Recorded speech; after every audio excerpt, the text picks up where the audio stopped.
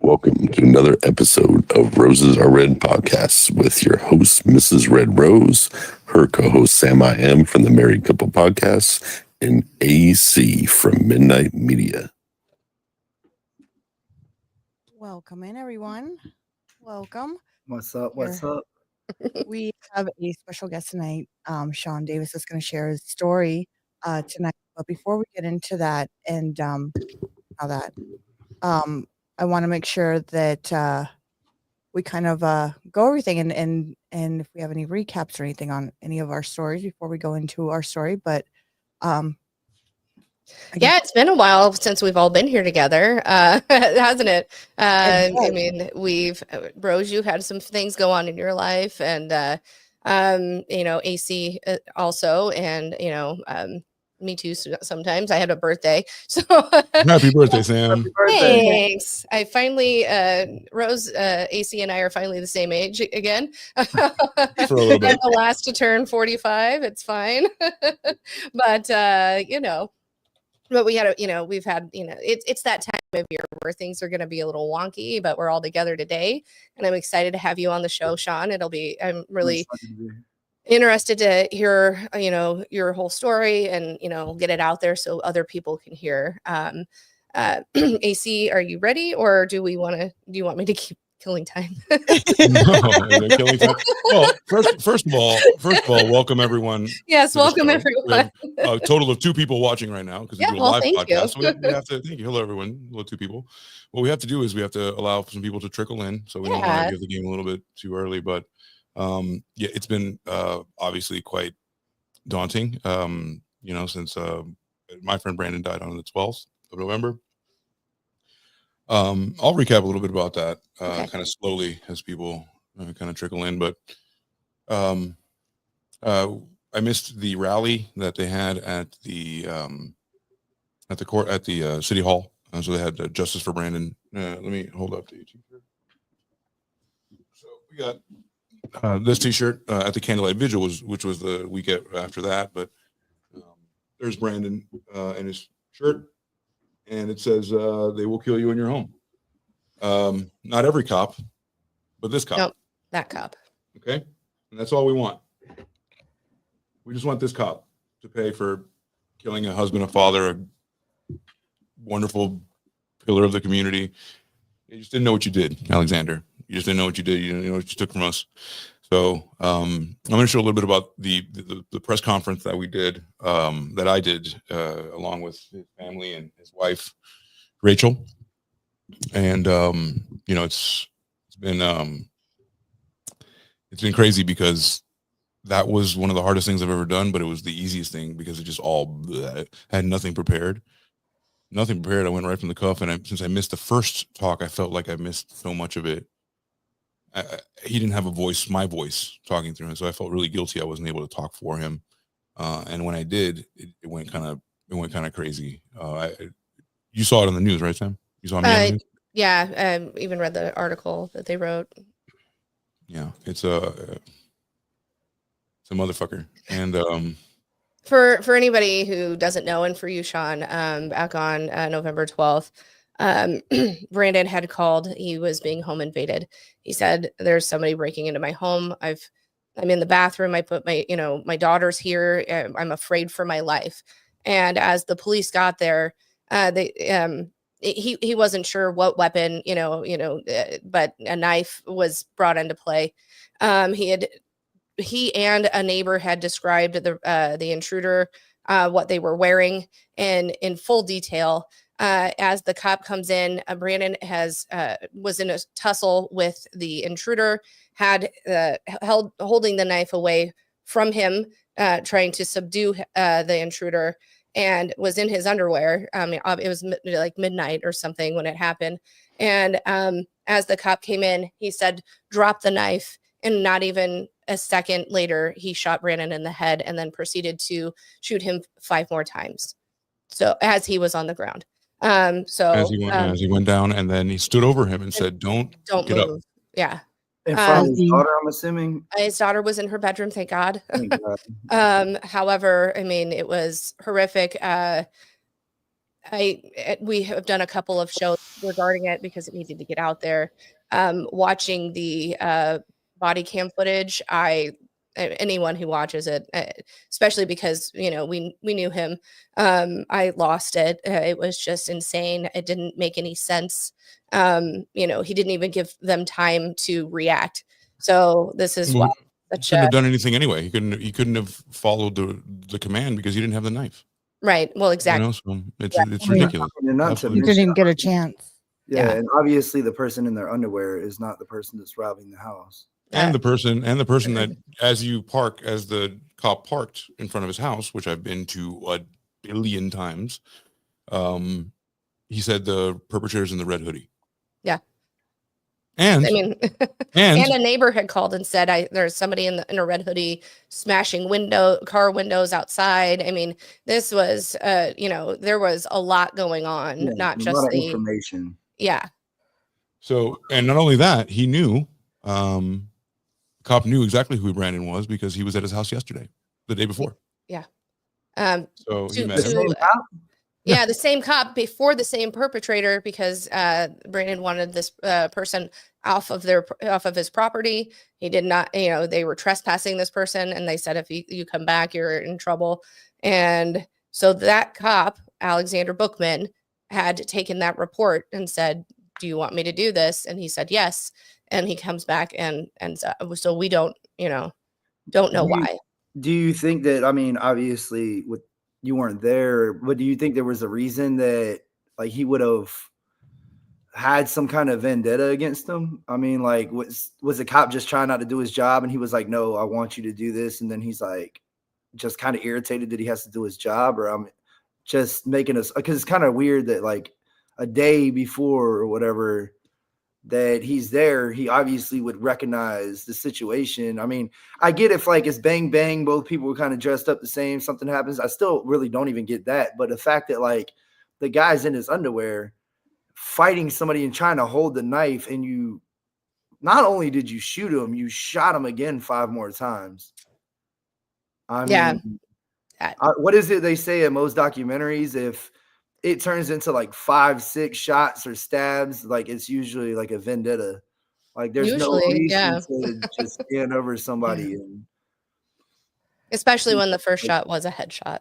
I mean, and oh yeah, I didn't know that neither. Mm-hmm. Well, I'm sorry it happened. I mean, I'm glad that I'm hearing about it, so now I can start to kind of push for it and pay attention to it too. Thank you. Yeah, thank you. It was senseless. It's absolutely senseless. I don't know if I can give. For some reason, I'm not getting sound. Let's see if this works. If not, it's okay. We'll do it some other time. Window. Let's see if Telegram desktop will allow me to do that. No sound. No sound. I can feel it though. Yeah. Can you feel that? Yeah, I can feel it. You want to send it, see if me and Sam could try to pull it up? Yep. It's in, let me forward it to you on Telegram. Forward, make sure that to play it to see that it has sound. Because it was shared to me with no sound, but Telegram fixed it. Oh. Yeah, it's weird. So here is Roses Are Red, and then there you go. Is it on? It looks like it's missing a driver or something, and like Telegram just like automatically fixed it. VLC didn't fix it, but let's see. Go ahead. Let me see if I can. Okay, I got it. Hold on. Yeah, it came up with sound on mine. I don't know. Perfect. Yeah, Okay. so You don't have to play it from the beginning either. You can do it from wherever. When he just played it, it came up with sound on yours. Mm-hmm. Yeah. Oh yeah, mine didn't. Well, what happened is I could hear it through my headset. Okay. And so how do I open this in a new window? Right. That might be the issue when you open in a new window. Hold on. I can say about that story too, man. Like I don't know if you can tell, I got a little watery-eyed, but with my situation and like how I woke up, like my father wasn't there. It didn't even happen in the house. So a part of me is always gonna like feel more sentimental for that girl that's literally in the house while her dad's not only like fighting, but fighting to protect her. And the cop, like I'm not going to play it again, but the cop is, pointing at him, Yeah, and let's not. her room is right behind him. So he's protecting his 15-year-old daughter. He's asking for help. He's in his boxers. I mean, I don't know how else you can possibly prove you're going to show him a fucking light bill. Yeah, I mean, You know what I'm saying? Like, I live here, dog. So sorry, not I get a little right out of the situation, but I think of the Dave Chappelle joke where he's like, I've seen this before. He broke in and hung pictures of him and his family around the house. It's like, look at him. Like, He sprinkled crack over him. yeah, sprinkled crack. Yeah, man, that's crazy, dude. Yeah, it's a bitch. So blunts and tequila. It's pretty much just Yeah. I'm having issues. So let's put a pin in this, and if we can figure it out. Yeah. It's okay.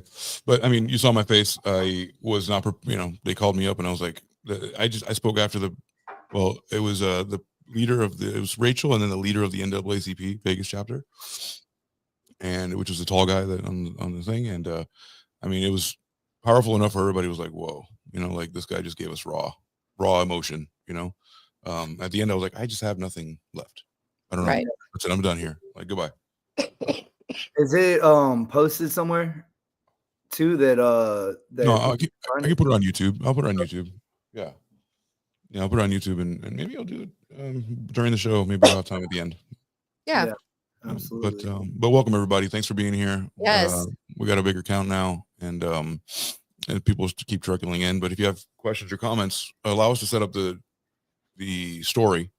We're gonna go chronological, if that's okay with you, Sean. Yeah. We want to know, especially Sam and I and Rose were like, we want to know what it was like from the beginning, what it was like to grow up where you grew up, what your dad was like in the beginning, what kind of a father was he, how you felt about him. Give us all that. And Tell us some of the stories you told on, the things you love about, the things you remember that, are, wonderful. And then we'll kind of get into what happened. But, we kind of, we want to know the man behind this story as well. Yeah. You want to set him up, but also like, we know you're on TikTok, and that has it's a smaller format, right? Mm-hmm. So this is for you to express yourself however the hell you want. Yeah. A long format so you can explain it how you want in your own words. There's no time limit. There's no hurry. So, tell us about it. Yeah, I mean, especially with y'all's like guidance on it, because like I've said multiple times on my TikTok, I got bad ADHD. I don't know what I'm doing on there. I'm just basically every single story I posted on there was just to get the sketch out, which I always point to. It's just like that's the only thing I really have going for it. I don't know why, what to say there. The only reason is to just keep doing it over and over and over and over and over. And thank you, Allison, for that. But I mean, I don't know. I appreciate y'all for kind of having some kind of a format and a structure to everything, because I don't know where to start. I don't know what to say. I have so much stuff to say. We got you. It's tough. Grief is a bitch. Kind of go on. Yeah, grief is a bitch. Just we're here to help and help you make the story make sense, however you want to make sense of it. So, where were you born? What was your dad like? What was your first memory of your dad? Okay, yeah. So I was born Morehead City, North Carolina. My father was born in New York. Really happy family, really good family. We grew up in a trailer park. We didn't have a whole lot. He worked at I don't know what it's considered.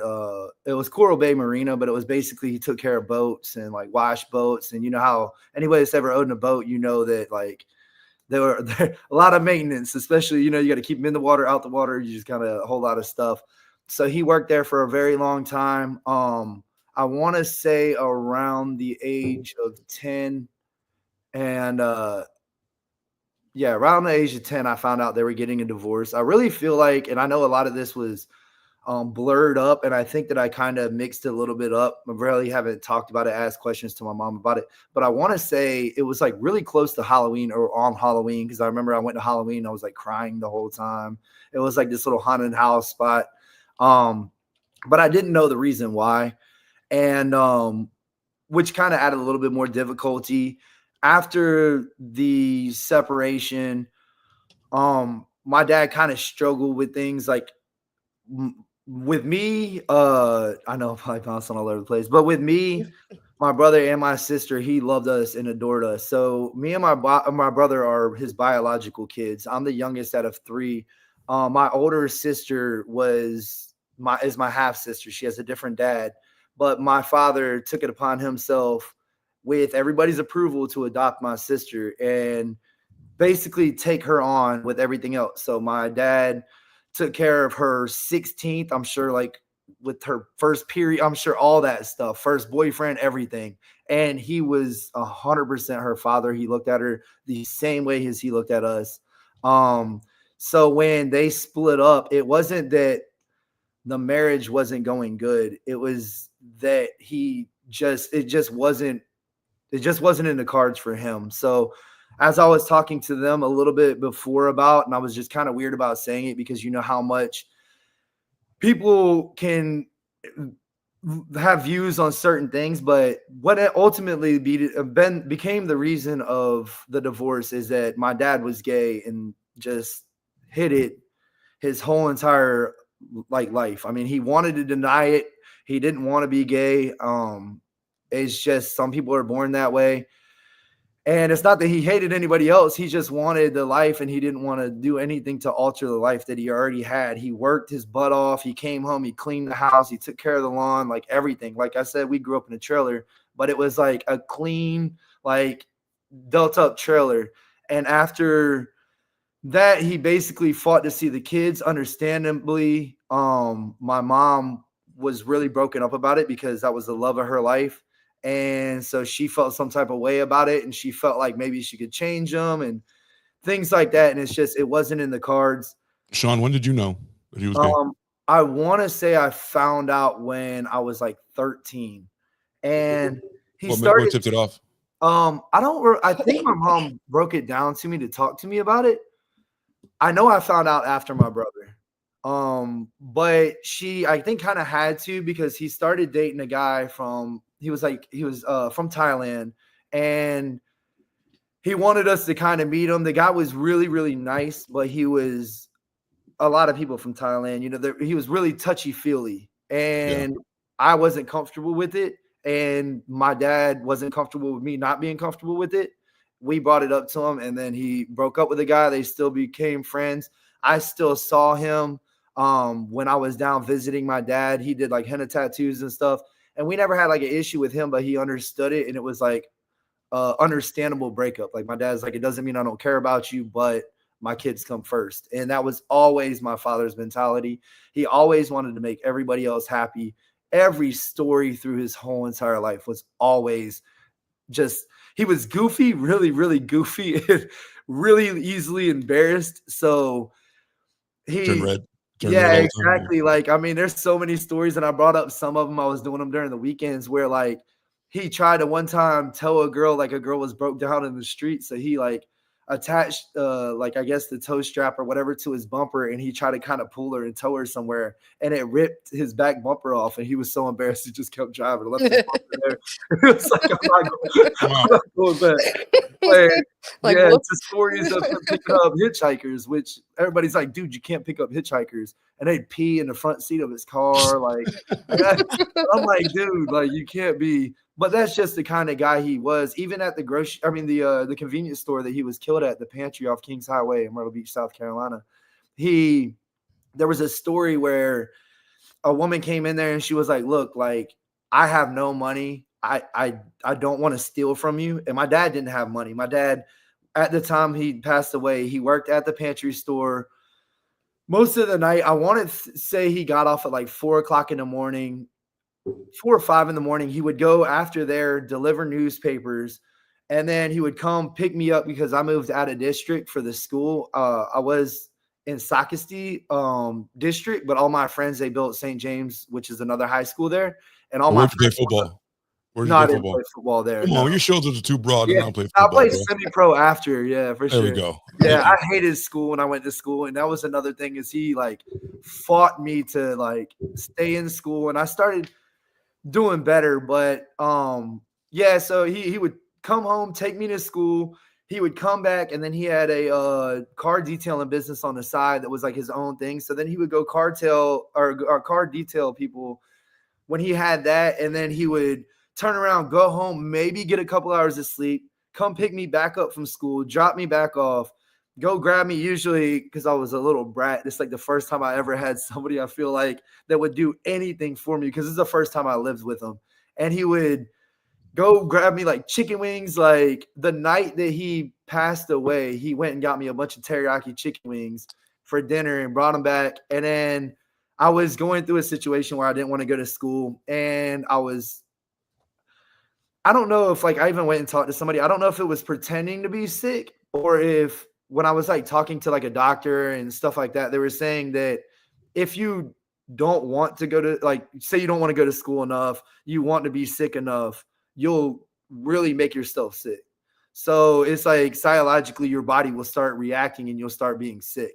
And he was like, you know, like, how are you feeling? Da da da. Because his biggest interest was me being successful at life. That's why I was there, you know. And so he would go do that chicken wings and then go straight back to work. He lived his life, and I probably will grab the stuff in a minute, but I have like the police report, the autopsy, stuff like that, and like the amount of caffeine that he had in his bloodstream is ridiculous. But he would, I would say, average maybe 2 hours of sleep a day. Wow. And it So was you're saying- always, and he had nothing. He had no money. He had anything, but I had shoes on my feet, like nice shoes. I had nice shorts. I had like everything, because that was like, he was like, I can only imagine how empty his bank account was. He And lived for you kids, or Yeah. you. Yeah. and, He lived for you, and for for you. everybody, like anybody that needed anything. And that's why it was so hard for me to understand, because he was robbed for $43. Like if you would have just asked for the $43, he would have gave you the money and wrote it down on his tab. Like it's not like it's so important to him for everybody else to be happy around him. And I mean, the only way I came to try to understand, because I don't know how everybody else is, but as much as I've gone through, I still constantly believe in God. I don't go to church as much as I should, but it was really, really hard for me to understand like why this would happen. Like everything was finally going good. Like it was giving me a chance at life. And then he was just taking it. He was such a good person. And the only reason I could think is that he was just too good for the world. Like it was just like he's done enough. He's given enough. It's time for him to go and just celebrate. And like, cause he would have never, ever like thought of himself in any situation. I don't care if he was 80 years old. It would have still been about everybody else. And like, he would not let himself be happy. His happiness was everybody else being happy. Everybody else, yeah. It's 3 Yeah. people. And Mhm. I know my ADHD kind of took a side course, but what I was going to say is the other story is like, the woman came in there. She's like, I don't want to steal. I just don't have money. I have kids. We're hungry. Is there anything you can do? And he walked, and I mean, it's a convenience store, so like there's not a whole lot you can get, but I think there's like bread in there. He walked in and grabbed canned foods, the bread, the little things you can grab, snacks, and created a tab, put it on his tab, which again, he did not have money. So that means he's basically not getting paid, and sent her out with groceries. Like, and this is the same guy that was killed for $43. Allison says, sounds like a great man. He was an amazing person. Thank you, Allison. Very, So- very So it person. sounds Where like, I'm was sorry. it? Oh, Go ahead. No, I was going to say, I was going to say a statement that it sounds like even though you guys had a meager home and everything, it wasn't for lack of trying, and it wasn't Yeah. for lack of he wasn't on drugs. He wasn't like, other than caffeine, he Yeah. wasn't, like, you know what I mean? He didn't have any serious vices. This vice was making sure that everybody around him was good. He And his didn't have kids were, time to do anything. Yeah. and his kids were good. So I'm sorry, Rose. Yeah. no, I wanted to know, where was your dad? Like, was it his mom and dad the same way as he was? Very taking care, very nurturing, very loving. Yeah. So Yeah. the reason I'm trying to remember if he moved to Myrtle Beach first, I think. And then my grandmother and my grandfather got lung cancer, and he wanted to stay. I actually just heard this story recently. My grandfather wanted to stay in the house that they built. They built this house, which was right at the edge of our trailer park. It was an actual house, may have been a trailer turned into a house, but it had their name written in the concrete when the concrete was put down. There was just so much like memory there. And my grandfather was a really quiet person. He was ex-military, but he worked at it was some kind of a port. It was like in Beaufort, North Carolina, but it was basically where big ships come in. They bring like hauls of like dirt, cargo, all kinds of stuff out of there. I just remember going there. That's one of the reasons why I still love French toast sticks, because my grandma would take me to like Burger King. I'd get French toast sticks, and then we would go over there on his like lunch break or whatever, which was really like 6 o'clock in the morning. So, but he was really quiet person.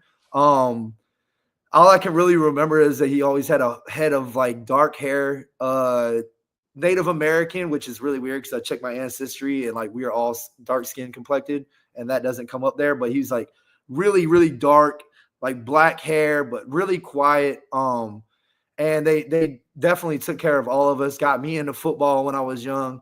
And I knew it.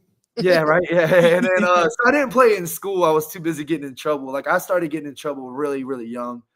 Just like fights and stuff. I just fought a lot. I think it was a lot of me just the neighborhood that I grew up in, this trailer park where I grew up in, turned into like a really ghetto, ripped up trailer park. And it was basically like all about respect and just things like that kind of getting put in your head. My dad was like gone now, and I'm living with my mom. And then I love my mom to death. She's a great person, but she got into drugs, and it was just I'm sure a lot of it has to do with her trying to cope with what happened. I know that him being gay and that situation turning into that just ripped her apart. So I'm sorry, Sean, your mom, when did she find out again? So she knew when he brought it up to her. So when the separation. She had a feeling. Okay. So, I don't think he just came to her and was like, hey, like, I can't keep living this lie, basically, from my understanding, and was like, I'm gay. And she I don't want to put her business all out there, but she like basically stripped down at one point, like just trying to get him to like stay. And he was like, I'm gay. Not doing it. Yeah, it's just who you are.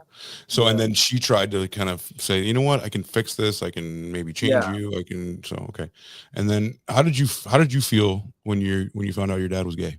I mean, I'm embarrassed to say it now, but as any male child would, like, that's your father. He's supposed to be a manly, like you want to talk and brag about how manly he is and stuff like that. That's not what you want to hear. I already knew when I go to school, like I was really embarrassed to bring it up. Just because you don't want to get picked on, or then people are going to be like, oh, you're gay because your dad's gay. And, stuff like that. It's just anything a child's going to deal with. And, I think now, even the more grown I am, like I maybe pick and choose more than I should of how I bring it up, just because not that I'm embarrassed or ashamed of him. I'm scared of what's going to happen if somebody reacts, because I know that if somebody talks bad about my father, like for a split second, that I'm not going to react in a responsible way. Right. So I'm just kind of on guard of him, protect him. And I guess ultimately that becomes selfish, because I should just be like, whatever, dude, and just walk off. But I'm not ever going to be like that with him. That's not how feelings work. No. Right. He sounds like an amazing man, and to protect his legacy, I get that. Yeah. And let's be real, back then when he did come out to you, I mean, it wasn't as accepted as it is now. Now people are like, yeah, okay, whatever. You know what I mean? But back then it was like, you know what I mean? Yeah, and even then was more progressive from when I was, young. So we've thankfully grown, but hopefully, I mean, people are dicks and they shouldn't say anything. So if they do, did you get picked on? Did anybody actually go through with that? Nobody.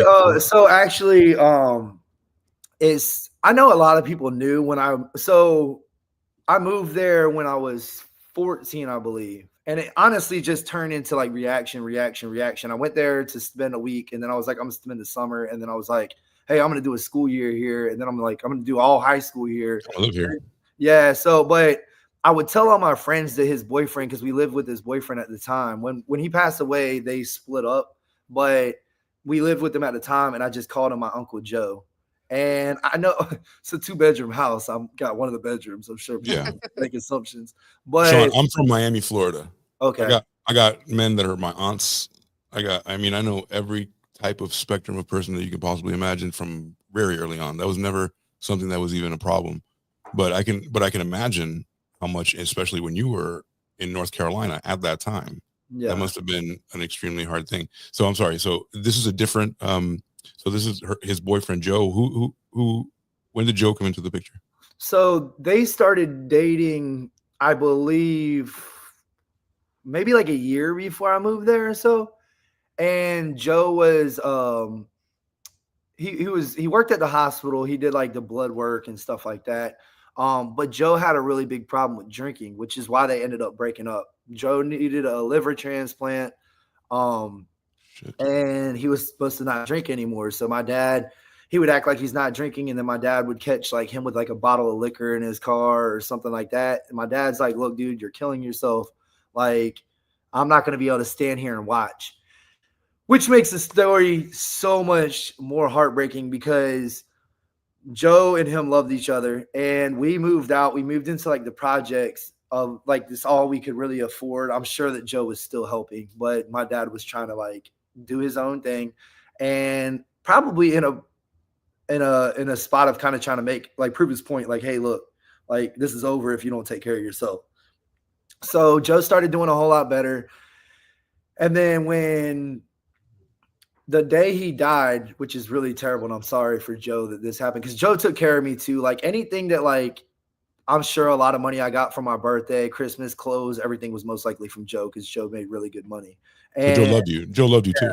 Absolutely. He loved my dad, and he took me into his house, you know. So even afterwards, like Joe was like really worried about me and everything. And what happened is my grandma, I think, or somebody called Joe, and he was at the hospital working and said what happened. Joe fell out.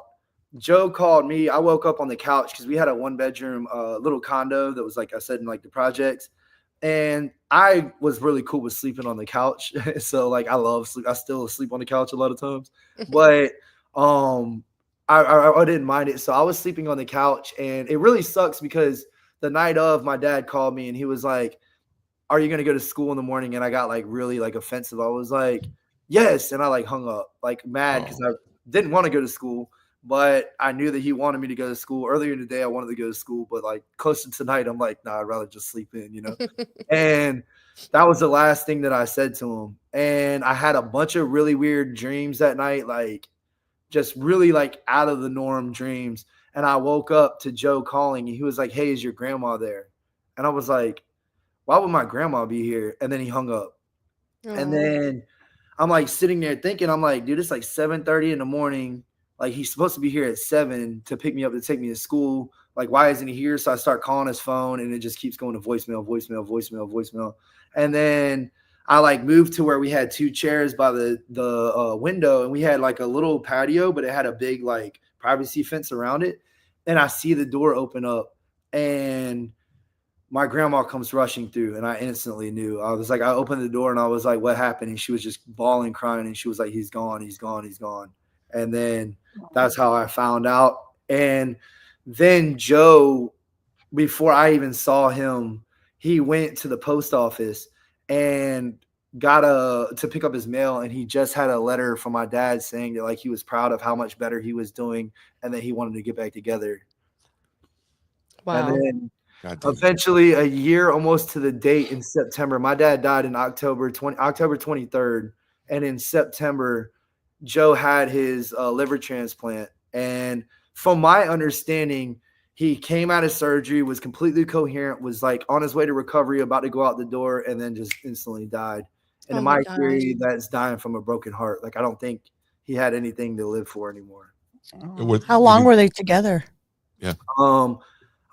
I don't really want to like be wrong about it, but I would say like at least like 3 years, I believe, because I lived there for a year and a half, and they were together, and I want to say it was like a year and a half before that. But I was really young, up to like I was up to best. My dad was like a really good person, that's why I was there. But like, I mean, before I moved there, I was like getting in fights in school. I was selling weed, like all kinds of things. So, Oh wow. To just kind of put it out there, you know, like I was, I was in teen court when I was in middle school for fighting. Like I was it's called homebound, I believe, where a teacher had to start coming to my school or like to my house. And I was so embarrassed of the house that I lived in at the time with my mom after my dad was gone that I would go stay at my sister's because it was like a cleaner trailer, and they would come over there. And basically she would teach me for like 2 hours, 3 hours, I think, 3 times a week. And then I had to get a cop to pick me up and take me to do like my intergrade test. I think I missed like half the school year from being suspended before they finally were like, hey, like you need to do this homebound thing. So when I went there, like I was really behind on school. I didn't want to do school. I hated school. Like I was on my own like thing. And when I went there and started kind of like feeling like things were different, I guess, and like anything, I turned into almost like a spoiled brat because I kind of feel like I missed out on a lot of things. But it was like any pair of shoes I wanted, he found a way to get them for me. Any pair, like an Xbox, like he would get it for me. Like all these things. And then it turned into I'm gonna stay here for the summer. And then like it was like, let's go clothes shopping. And I'm like, dude, for the first time I got all these clothes and like things before. It's like not to take anything from my mom, like she had a lot of really, really, really terrible things happen to her. Like she was a mail lady and they make you, I don't know if anybody knows like postal workers, but they are treated so terribly, like so terribly. It's a federal government job. So yeah, she was forced to work. One, she had to use her own car and she was forced to work during like a really bad storm. Like they would make them work during hurricanes, everything. And she was in a really bad storm. A car spun out, hit her. She went into a ditch. She got her neck all messed up, had to have neck surgery. She was out of work and they fired her basically for it. So then she sued the post office. I was about to say, like, the post office eventually, she got a settlement? Yeah, which is, and of course, settled out. And which is even worse because my grandfather, her dad, retired from the same postal, like, service. Wow. So it's like you knew two different generations and like y'all still fired her off of obviously things. And I don't know, I was still kind of younger at the time, so I don't know if some of it, like maybe she wasn't going back in a reasonable time. Maybe she was kind of doing what I was doing and like making excuses not to go back, you know. But either way, it was like one hit after another hit after another hit, and they didn't pay her good. I want to say they paid her like, I think it was like 20 grand, which would probably been better than a year, but it's like, I could not even imagine trying to pay anything with $20,000 and to be worked as hard as they were and as much as they were. And her just kind of trying to keep us out of trouble. And she's trying to go to work. And then I'm not trying to go to school, or I'm fighting somebody in school and I'm getting suspended. So she has to come back and pick me up. And it was just like, I can only imagine, But your dad was going through the same thing at the time, right? Well, you weren't lashing out as much with your dad, right? You were a better student. He wasn't. I don't know if he was not allowed to be around as much, but I know that he was, I think, living in like Raleigh, North Carolina for a while. And then I think that he lost his license to a DWI. And so he moved to South Carolina to get his license. So now technically he drive in North Carolina or something, was like just basically so he could be able to like run around and do his like regular stuff. And it was a really bad like spot. I don't want y'all to think that he was an alcoholic, because he went through like a time to where, and I know it was a lot to do with his life just not being fair. You know, like he basically had to rip his family apart to like try to find happiness. Be happy. We had to live his truth. I think it bothered. I mean, I remember one time at him like knocking on my door, and like you could tell he was drunk, and my mom was like, no, you're not coming in. He was like, I just want to see my kids, stuff like that. So I know that was like the biggest part in that. But like I said, when I lived with him, it was completely different. But during that time frame, we didn't talk to him much, but more on the phone. So I don't think it sounds like both sides of your family really loved you guys and tried to do everything. Oh yeah, in different ways. Give you everything. Just my mom would die for me. They loved you. They just couldn't be loved, all together. But they loved you in separate ways, and it sounds like you had, beautiful people that loved you.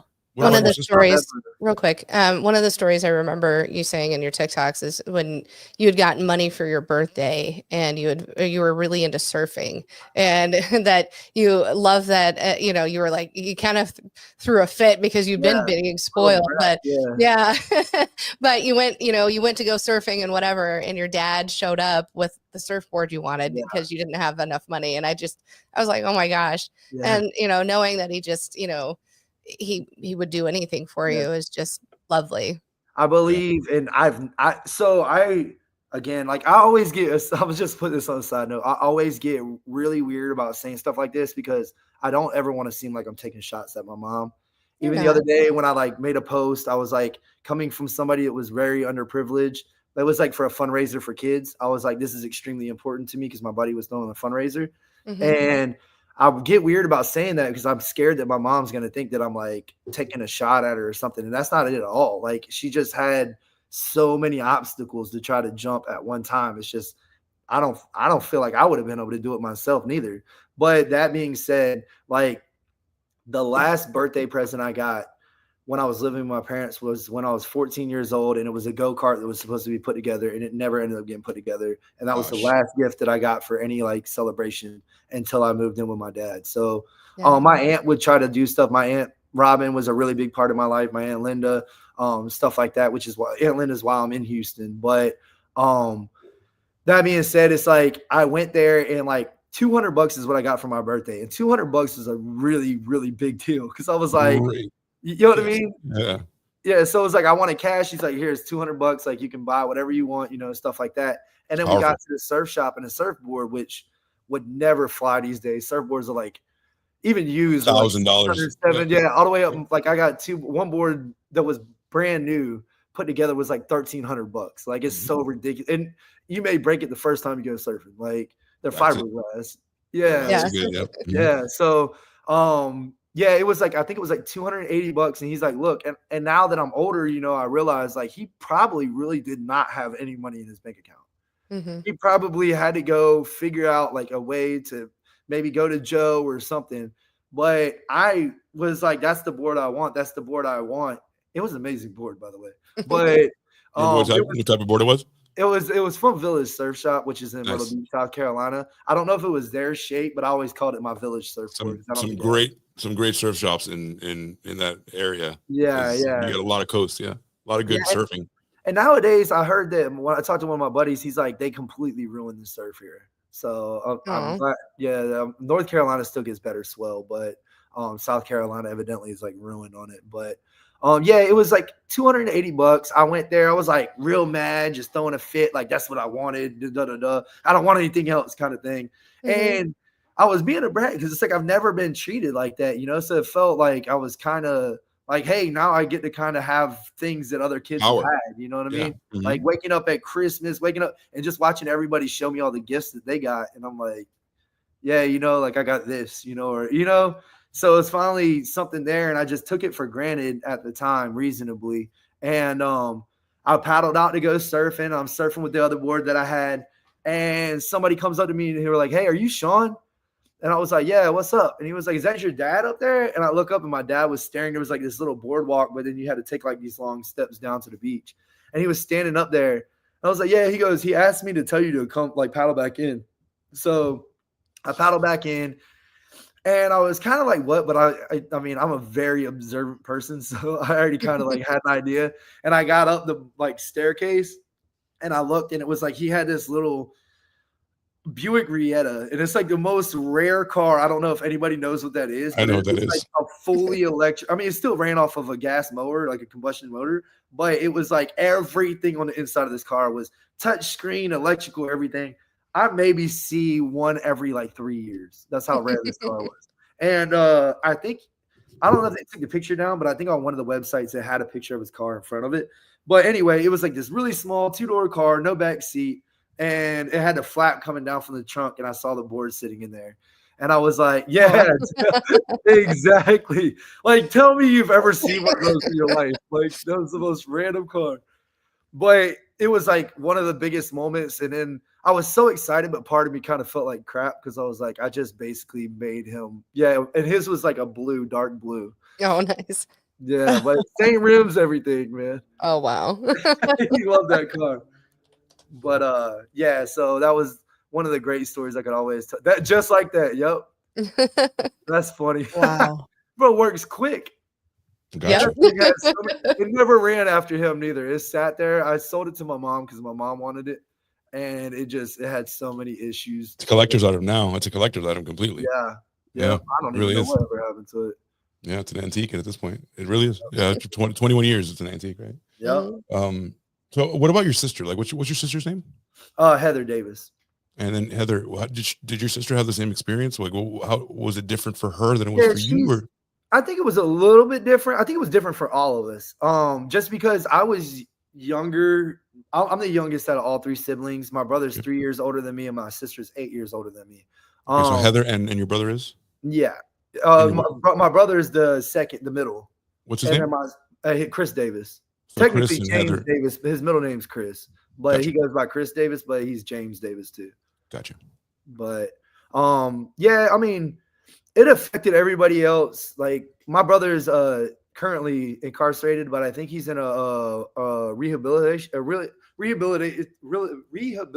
center, like for just rehabbing. I mean, to get off, but he got in trouble and he's been in and out of prison.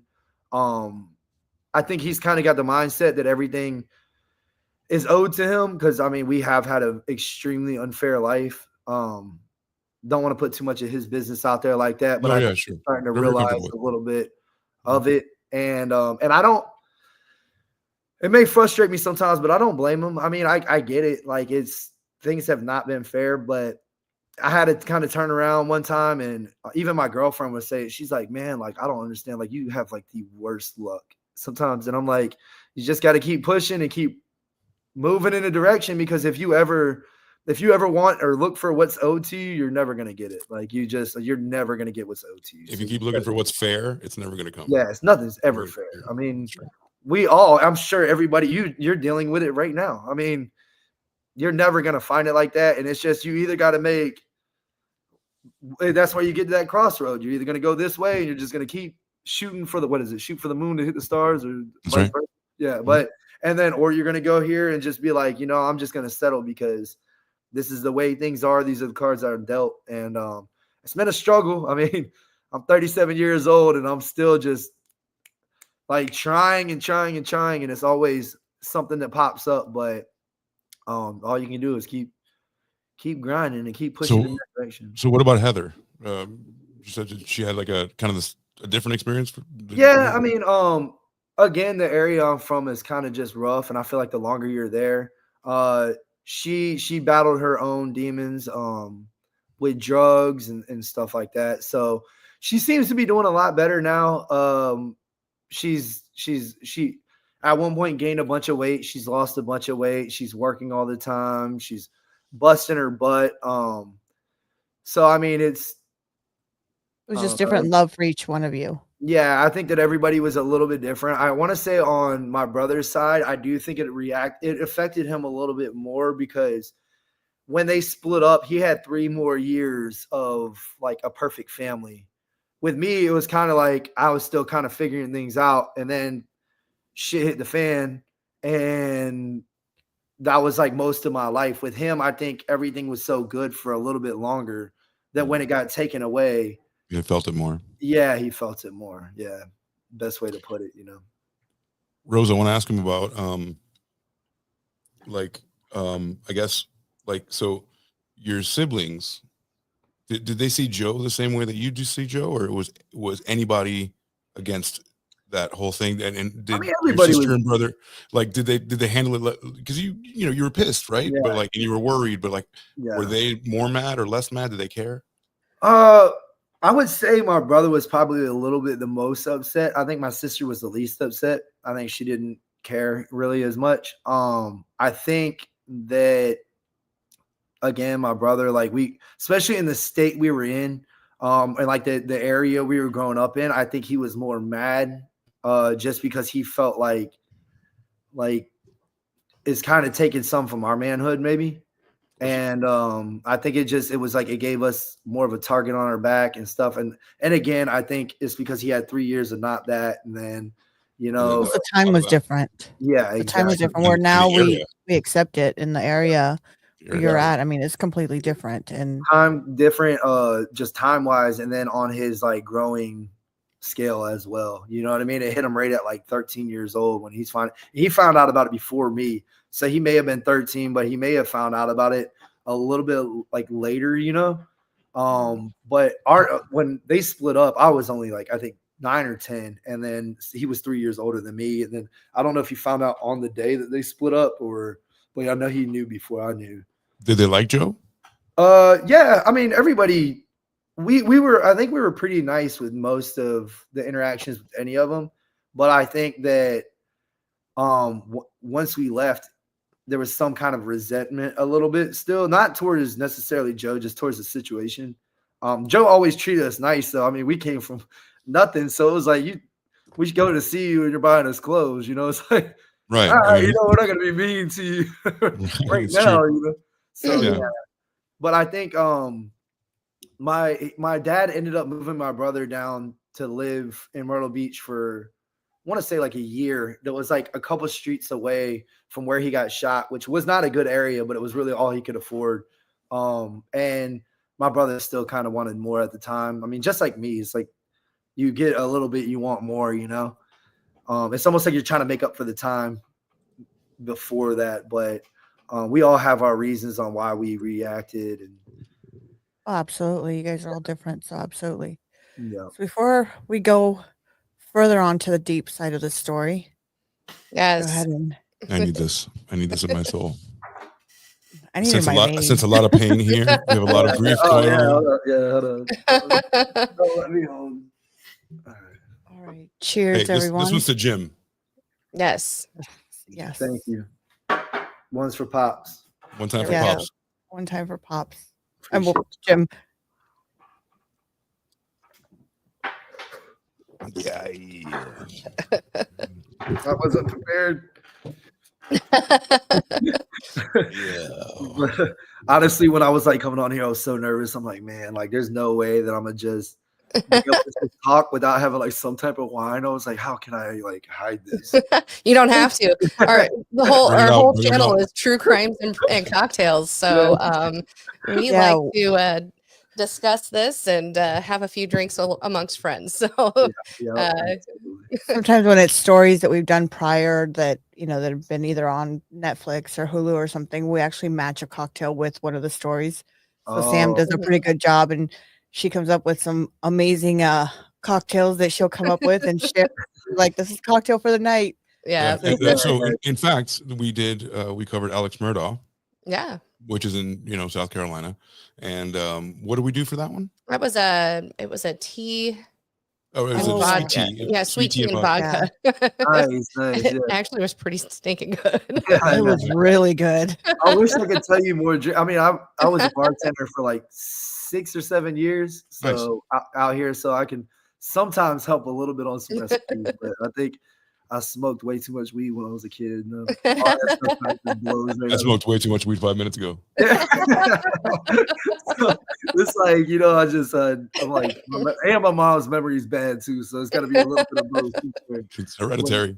Yeah, for sure. Got you. But Girls, Yeah. do you want to go into? Do you think it's about time we go into like that Yeah. night and like the evidence and stuff like I that? was thinking that too. So I mean, obviously your dad was an amazing man. Yeah, he was a good father. He seems like he genuinely tried to make everyone happy. yeah. Kind of walk us through what happened the night of that he was killed, and kind of and then from there, what you found out initially, and then we'll kind of move on and what what you're doing now. So Okay. let's go through that night a little bit. So the night of October, or it was the morning of October 23rd, 2003, at 3:30 in the morning, a cop was literally just there. And from my understanding, he was getting his coffee. My dad had like a really big reputation to everybody. My dad was a very like social person. He talked to everybody, joked with everybody, like the cops, everything, which is kind of a reason I would have thought that there would have been a little bit more care on the case. But somebody just filled their coffee up, left, and I think he said he got like 2 stoplights away, and then he got a call in saying that the gas station clerk was killed. Oh my goodness. Or was shot. So when he showed back up, like they did all their stuff, they were going through everything.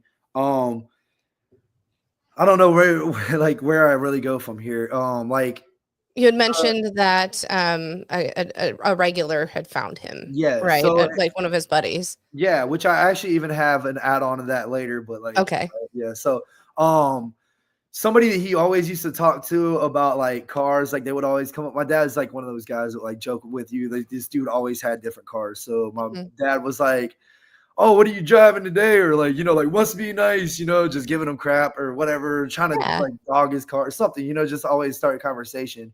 He showed up and which if they bring up the videos or if there's still videos there, it's the Hummer that you see at a gas pump that they're kind of like searching through and going through, which is another story too on top of that. But he pulled up in like the H2 Hummers, which in 2003, that was like an Balling. car. Yeah. Balling. Like, I still want an H2 Hummer. I still love those things. It's raw. And so it's like that's like actually one of my favorite cars. But maybe not the maintenance, but all the other stuff. But he went in there, he went to the ATM to pull out some cash, and he was like looking around like, hey, where's Jim at?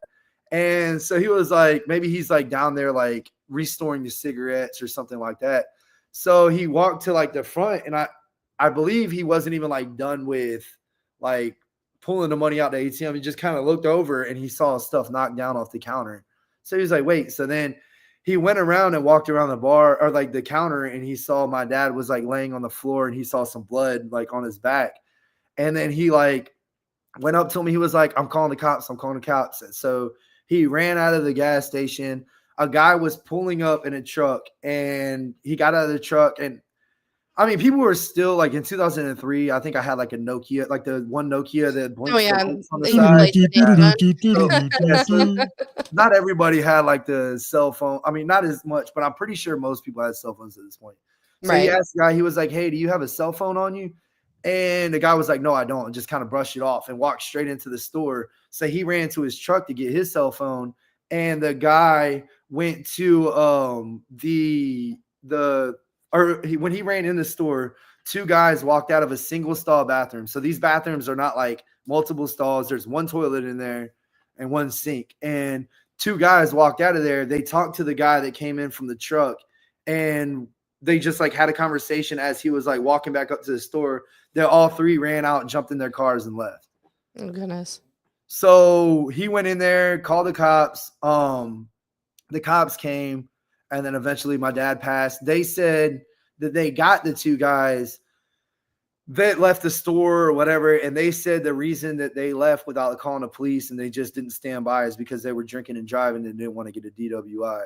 They supposedly passed the lie detector test and all this stuff. Were they in there in the bathroom when he was shot? No, so I think they came in and saw he was shot. Oh, and discussed.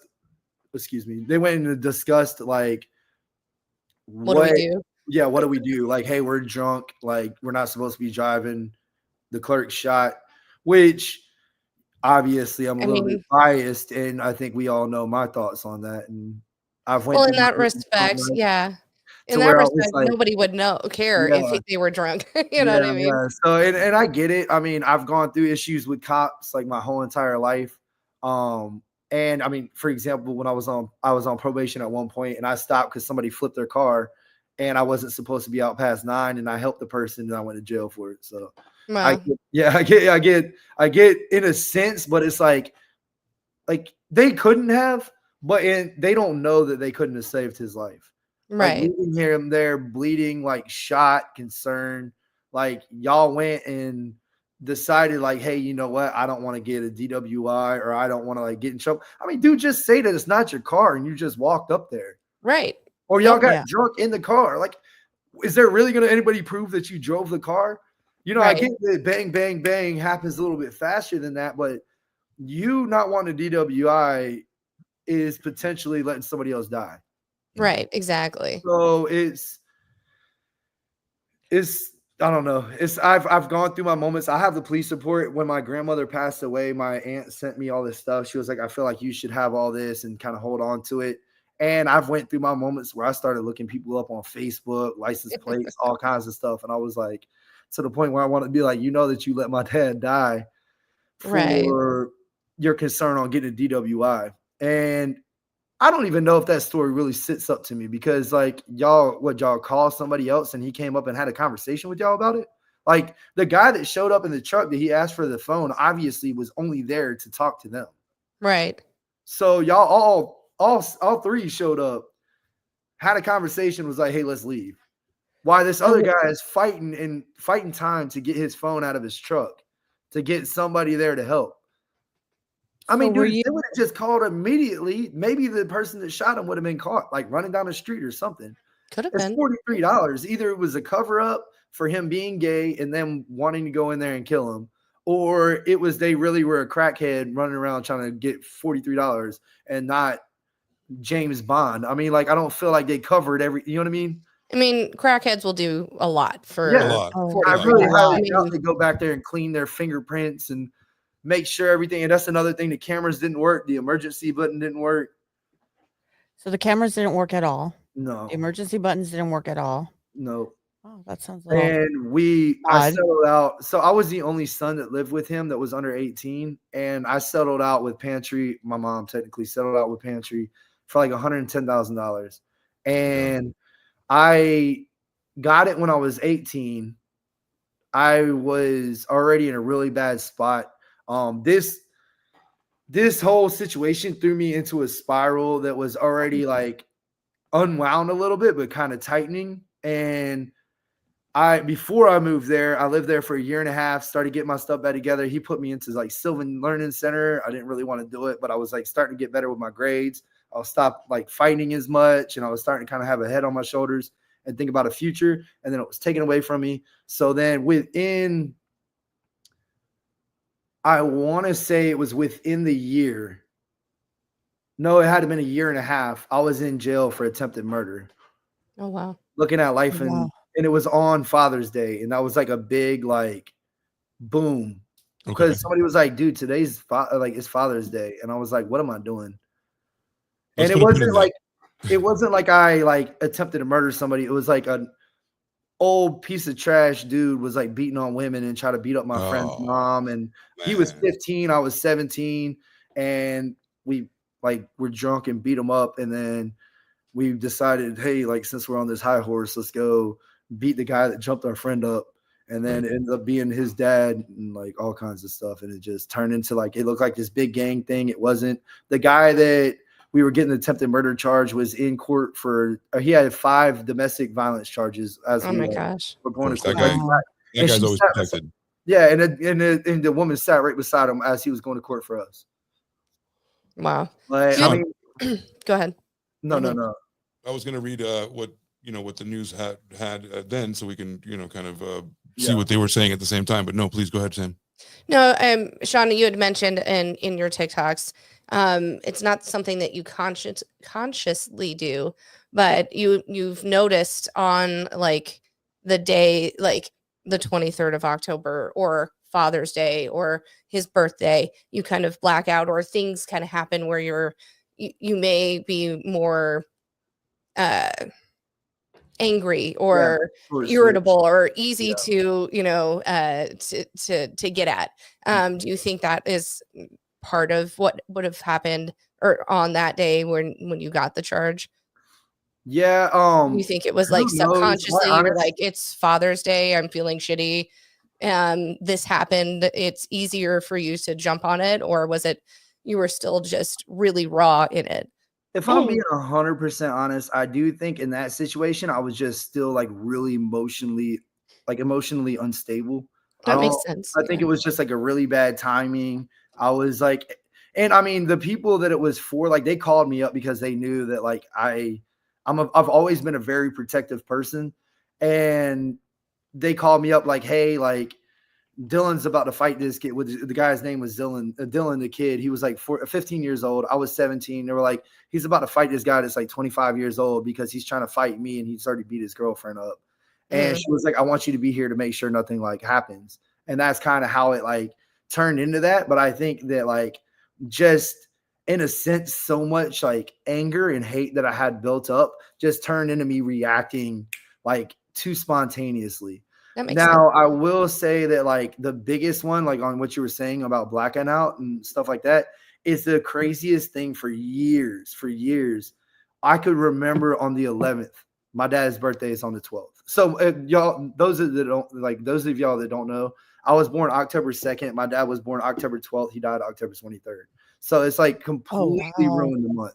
Like completely ruined the month. Well, and you had mentioned maybe your parents split up on like around Halloween too. So October's a shit month for you. I don't know. Yeah. Like, it's just, I don't know. But the even worse part is like, and this is, I know, a sidetracked again, but I'm kind of talking as it comes. It's okay. My last birthday, my 16th birthday, my dad hit up my friend Hugh from school and told him to let everybody know of a surprise birthday party at my house.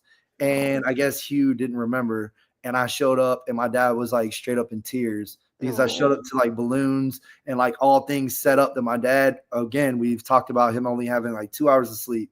And he put all this work in and dude didn't relay the message. And he was like, I'm sorry. Like, this is supposed to be like a surprise birthday party. Oh my God. Wow. So it's like, it just it's like, just turns into this rolling thing. But like on October 11th, every single year, I'd be like, tomorrow's your dad's birthday party. Like tomorrow's dad's birthday party, tomorrow's dad's birthday party. And as soon as that day would hit, even my mom, my sister, my brother would never like bring it up to me. And I would forget the whole entire day. And then I'd be like, yesterday was dad's birthday party. And it was every single year. And then one of the reasons, so I mess up a lot. I still try to work on myself. Like I'm always constantly like trying to be perfect. I'm far from it, but I'm always trying to like evaluate myself and be smart and just try to be a good person, because at the end of the day, I'm a product of my father, and he was like so much better of a person.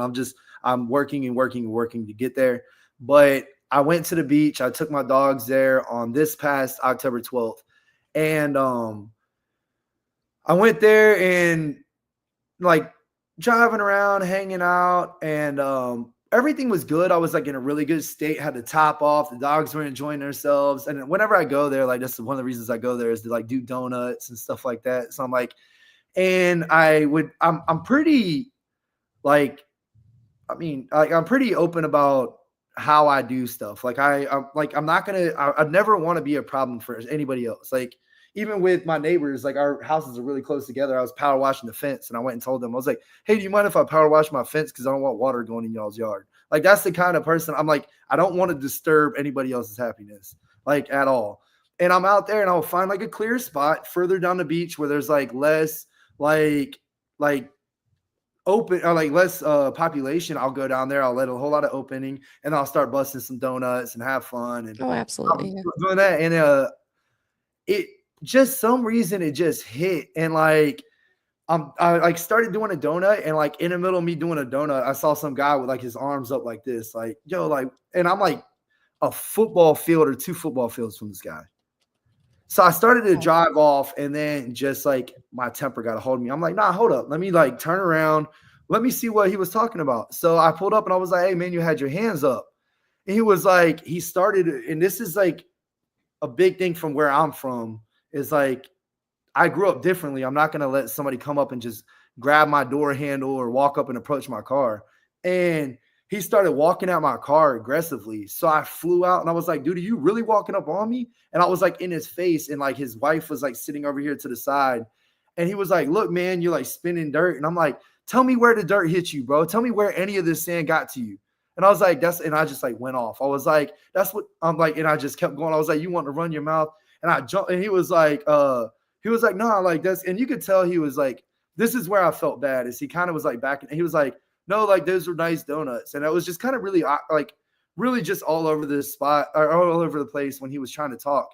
And I jumped in. I was like, that'll get you hurt. And then I drove off, and I got like maybe the same distance to where I was doing the donuts. And I was like, dude, you're a piece of shit. I was like, that was terrible. Like you just were acting like a bully. And I turned around and I drove up, and I could see it in his face. He's like, here we go, man. Like what's going to happen next? And I got out and I was like, dude, honestly, man, like I apologize. I was like I got a lot of stuff going on, man. Like I'm sorry, you know, like it doesn't make an excuse, but I was like, I apologize. Like you have all rights to be upset about me doing donuts if you got sand coming over here, and you should be able to like speak on that. And he was like, no, he was like, I'm sorry for the way that I went about it. And we just basically hugged it out. And he was like, are you okay? Like, what are you going through? And I was like, I'm good, man. Like, I'm sorry. And then I got in the car and drove off, and I called my mom, because I like, even that didn't make me feel any better. I was like I feel like a piece of shit, dude. Like that was completely uncalled for. It was like, it was Like it's I don't know. It's I don't know how I'm trying to think You of were it. you were you were okay. vulnerable. You were vulnerable Yeah, at the moment, it's completely and unacceptable. Like that behavior is completely unacceptable. And I thought that I was so much better of a person than that. Never thought that I was a great person. I've always tried to thrive, but I thought I was better than that. And it just made me realize that like you are not where you thought you were. And I called my mom and I told her, I was like, I'm like, this is what just happened. I feel horrible. And she was like, well, I mean, it's your dad's birthday, so like You also why? it, And I had no idea. Like I remembered it the day before, but it never even crossed my mind until she said that. you're And going then, through a lot. It's yeah, brought a memory from the past that yeah, puts you in a bad spot, you know. yeah. sure did. And then I went and got blood work done, and like I get blood because I go do like TRT. Like I do it legally. I go to a doctor. So Right, of they course, just yeah. think I'm all roided out of my mind. But I go to TRT and they do my blood work, which is a good thing because I like to have my drinks and stuff like that. So they check your liver enzymes, all this kind of stuff. They even found out that I was like borderline diabetic and stuff like that the first time I went there, and I was like, good to know, you know. So they caught that early.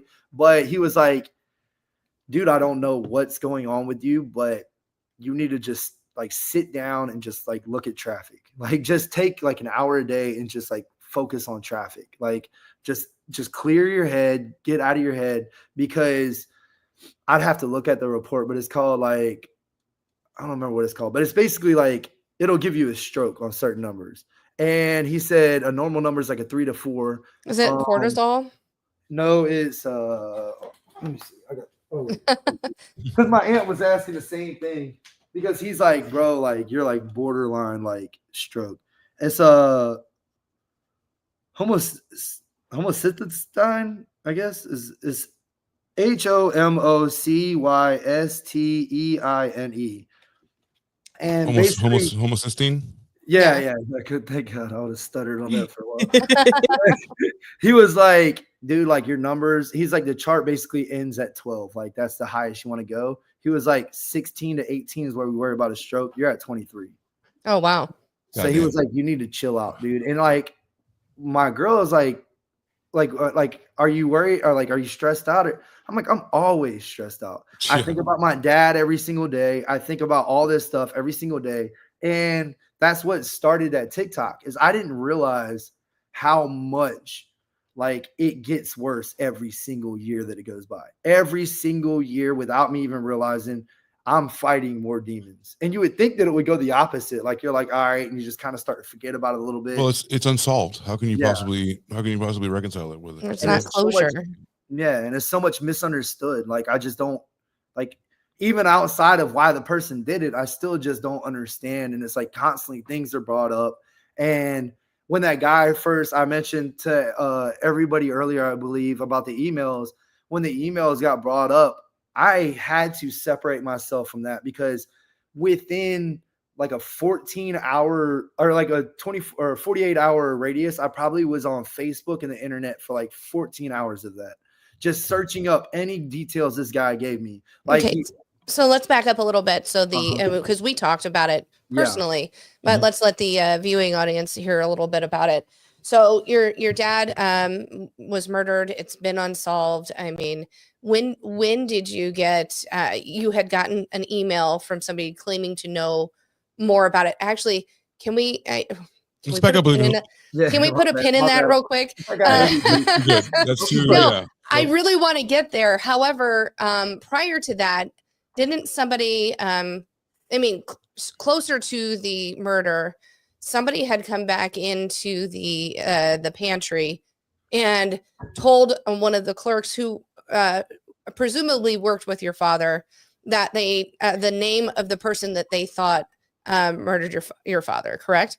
Yeah. So thank you for bringing that up. Yeah. So, I want to say it was maybe 3 or 5 years after, but we found out about it in I think 2011. We got brought back to WMBF, and they did like a cold case thing that they were bringing up, trying to get the flyer back out there, trying to like get people to kind of speak up about it. But when we got there, we found out that there was a guy that actually went into the store with another guy. Two guys went into a store. They hovered in a gas station for like 30 minutes, which has got to be really weird. Because I mean, Right. like, stands in a gas station for 30 Who minutes. stays in a gas station Yeah. that long?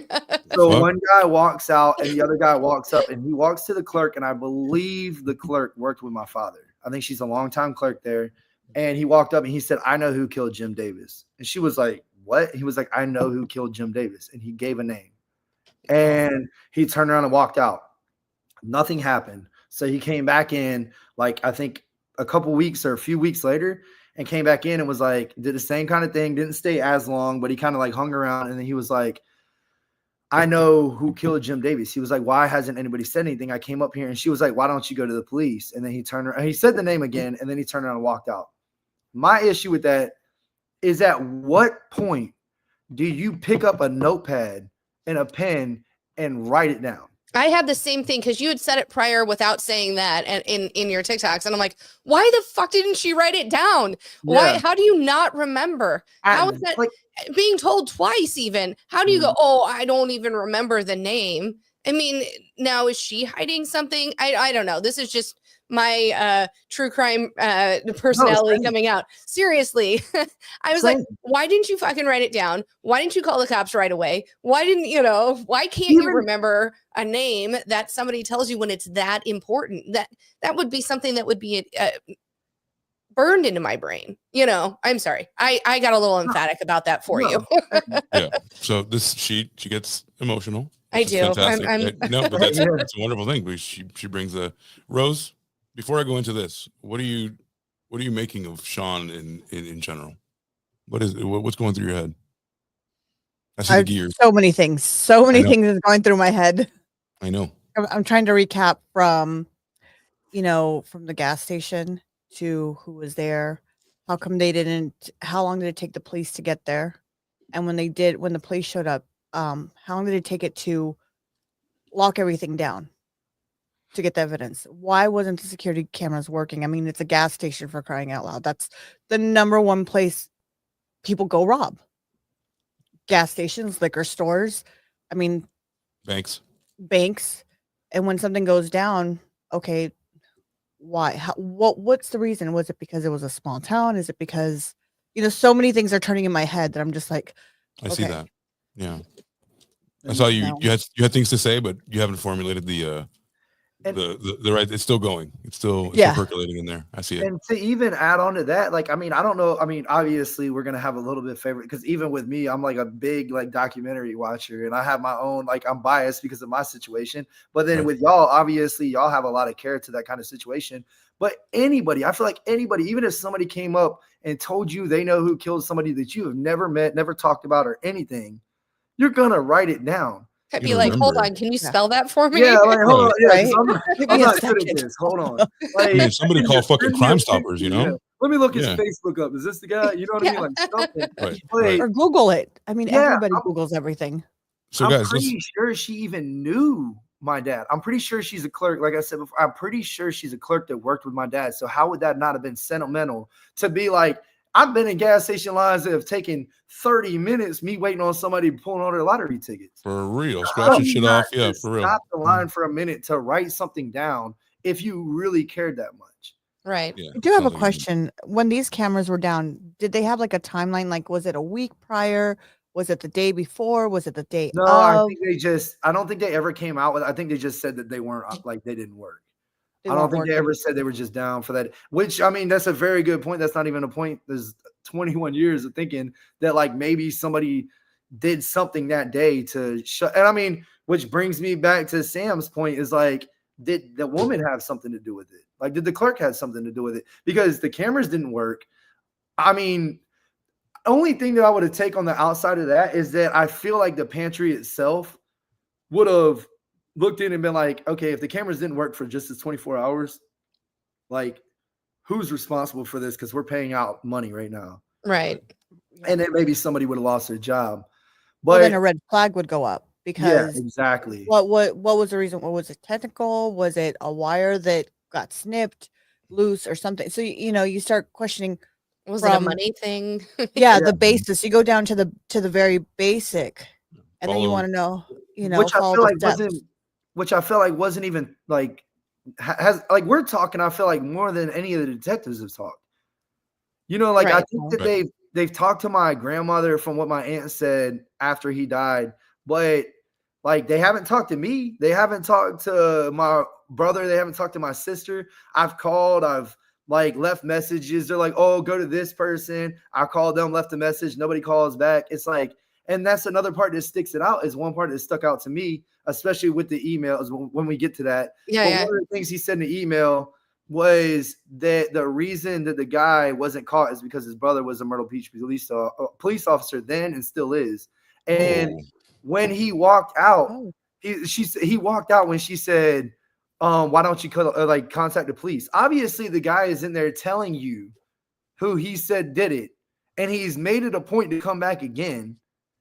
And we're still not getting anything. You say the police, he walks out. They posted a So video of the guy walking around. He never turned himself in. He was never heard of again. And so you like, as a child, did you hear anything as far as like people coming up to you as like, hey, I heard your dad, I heard this guy did it. I heard your dad because stuff like that. my dad was the only one that lived there. So as soon as it happened, I moved back to my mom in North Carolina. So Gotcha. most of all my friends, I never really seen again, never kept up again. Facebook wasn't a thing then. So like I've only talked to, I think 2 since I've moved, and one of them I don't have on Facebook anymore, I think, because I think he just doesn't use it. And I only talk to my other friend Bruce like once every couple years. But nobody, like we were all one young, And Have then you gone back to the place? only for the when I went to WMBF, and then we had like a memorial thing. And that was like 5 years after, and then I think 8 years after was the cold case thing. But that's the only time I've been back. And I wouldn't even, again, maybe it's because I smoked a lot of people when I was younger, but I don't even remember half their names, like the people that I hung out with. So I wouldn't be able to help a whole lot on any of that. I probably wouldn't know. I don't know what street I would live on. I remember where I lived with Joe was Myrtle Beach Golf and Yacht, but I don't remember the other spots. But again, so here's another kind of side to it that really caught me, or caught my attention, is the guy that was in the store. Not saying that anybody wouldn't just do it, but the guy that was in the store walking around, to me, I haven't seen a video in years, like 13 years, I think, or so. But to me, what it looked like is a guy looked like a middle-aged, like middle-class white man that probably owned a boat. So what kind of video is this? What the one that where the video? guy walked around and then The went up guy to the who counter said the and said he name. knew who Oh, did it. gotcha. So it doesn't mean that he may not have like a crackhead robbing somebody for $43, but it seems kind of like he was scared of whatever situation, and he didn't look like maybe he was on drugs himself. He looked like he was like had a family, nice little house, stuff like that, Maybe being blackmailed. Yeah, I mean, Yeah, who knows? anything. Or maybe Yeah, like, knew who they were, and he said, "You know what? It's best that I keep quiet. Otherwise, I'll end up that way." yeah, and the thing that threw me on that too is that why would you be scared of somebody just robbing a gas station for $43? $43, even then, isn't going to get you anything.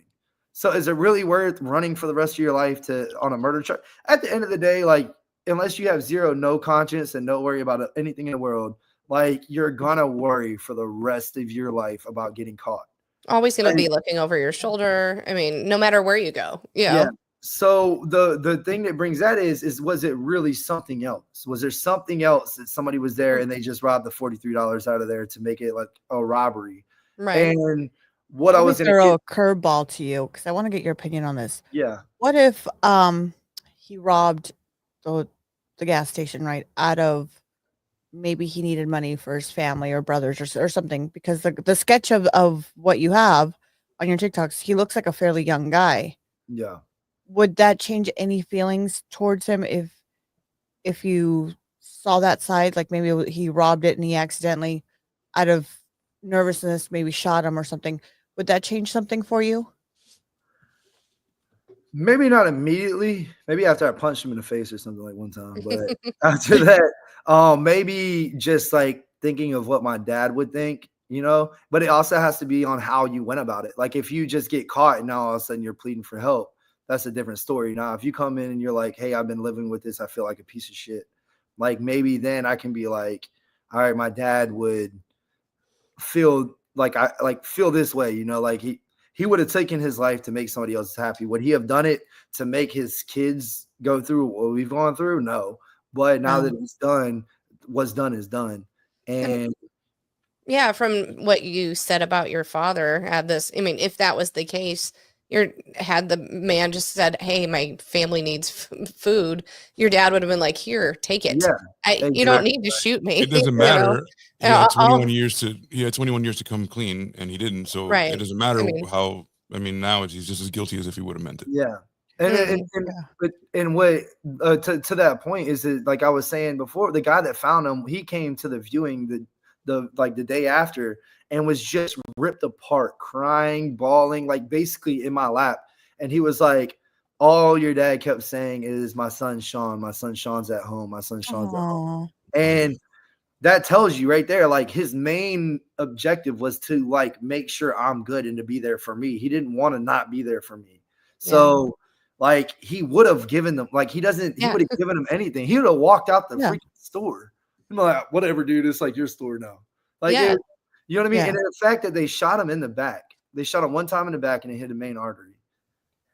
Oh, wow. Would you mind if I, so for the listening audience, because we're also on Spotify, I'd like to read like from the perspective of the news and the cops. That way we can, you know, also people can understand that, you know, a little bit of what people were seeing. Like, was it on the news? Was it a big news thing back? Yeah, it was on the news. I mean, then it would be really hard for me to remember as much, but like I know WMBF is the one I remember the most. I think that's the one. That's the one I got pulled up. Yeah. So it says Myrtle Beach, South Carolina, family and police plea for answers in the murder of a 43-year-old Myrtle Beach man. If you ever had a chance to know him, you know, always remember him. He said Miriam Davis, the mother of Jim Davis, your grandma, right? Yep. Was gunned down and robbed while working at a clerk at the pantry at 3300 block of North Kings Highway in Myrtle Beach, California. Sorry, in Myrtle Beach, South Carolina. Back in that's the blunt talking. 2003. So, do you forgive someone that killed your son? They asked your grandma, and she said he had so much to offer, and no one gets to enjoy that, especially the people who loved him the most. Said Robin Taylor, your aunt. Robin. So it says that Myrtle Beach detective Tracy Chinaka, you know this person? Yeah, it was the woman detective that she said she was a patrol or like just I guess like a regular police officer that used to go into the store. So she said it was like really close to her heart. Okay. So she was there before, You would think because she was really close and knew, you know, her and the other. They would have took it a little bit more. Her and the detective that's holding, I don't know if y'all seen that picture, that's holding the flyers when he's putting them in mailboxes. Mm-hmm. It's on one of those, one of the forums. But that guy too said both of them were either partners or they were both just regular police officers that went to the gas station all the time. So they had like a personal relationship. So she said that your dad had no, you know, clean record and no enemies whatsoever. And it says, quote, I've never heard anything negative about him. Many people frequented the store. In fact, I knew him as an officer going into the store. At that time, he was always friendly to everybody, recalls Chinaka. The Davis family can only hope for justice, which still has not arrived. And when the person commits this crime, they don't realize how many lives it affects permanently, says your Aunt Robin. So just a little bit more, and says, quote, he would have given the money out of the register, you know, he have bought them food. Yeah. Right. He would have bought him food. He would just kind of person that Sean Davis, Jim's son, who was just 16 at the time of the homicide. Jim's oldest son, James, was 19 years old at the time. So a little bit more, you know, like you said, he's a little bit, he's taken it a little different than you. He's internalized it different. He's older. Right. And of course, the color of your dad being homosexual was probably something that he just wasn't, you know, comfortable with. So he internalized it differently, which is probably why he's incarcerated at the moment. Just ended my dad's life like it was anything. And I'd like nothing more than to see him locked up, said James. And then Myrtle Beach Sergeant Tony Lever says that many crimes of this nature are solved through word of mouth. Just like you said, kind of spreads through the community. So I wanted to add that because it's important to hear what's going on in the street and how the reporters are you know, looking at it, because for example, in my situation, the reporters were kind of poo-pooing Brandon, and they were saying they were trying to bring up anything, because they know that the cops were in the wrong. It's a different situation, but it's important to look at the news at all times. Now I'm traumatized about it. So yeah, that's kind of like what I wanted to do. So people, especially in radio land, can understand, where you're coming from. But Yeah. So now we've talked about the name being given. Still maddens me just thinking about it. I apologize. I'm really up in arms about it. But for her not even taking time to write it down. It's even a TikTok. You can hear me like go on my spill. I know, you're like, what? My bad. I'm done. It's funny because you had mentioned it like twice before then, and I paused it and I was listening to it, and my husband's playing video games and whatever, and I was like, why the fuck didn't she write it down? And then you said it exactly how I did. Two ones later after I was listening to it, I'm like, see, he even says it. Yeah. However, so when was it that you got the email? So almost exactly, I'll bring it up right now. Almost exactly 2 years ago. Okay. I believe it was the end of November or it was December. I know I've got them in my searches. Let me see. The first one was let me see. Oh no, these are me forwarding into people. Hold on. Let me see. The first one was that's December. I don't know how these things get out of work. I'm not really good with all this. You're fine. You're totally good.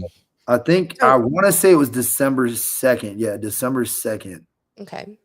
Of 2022.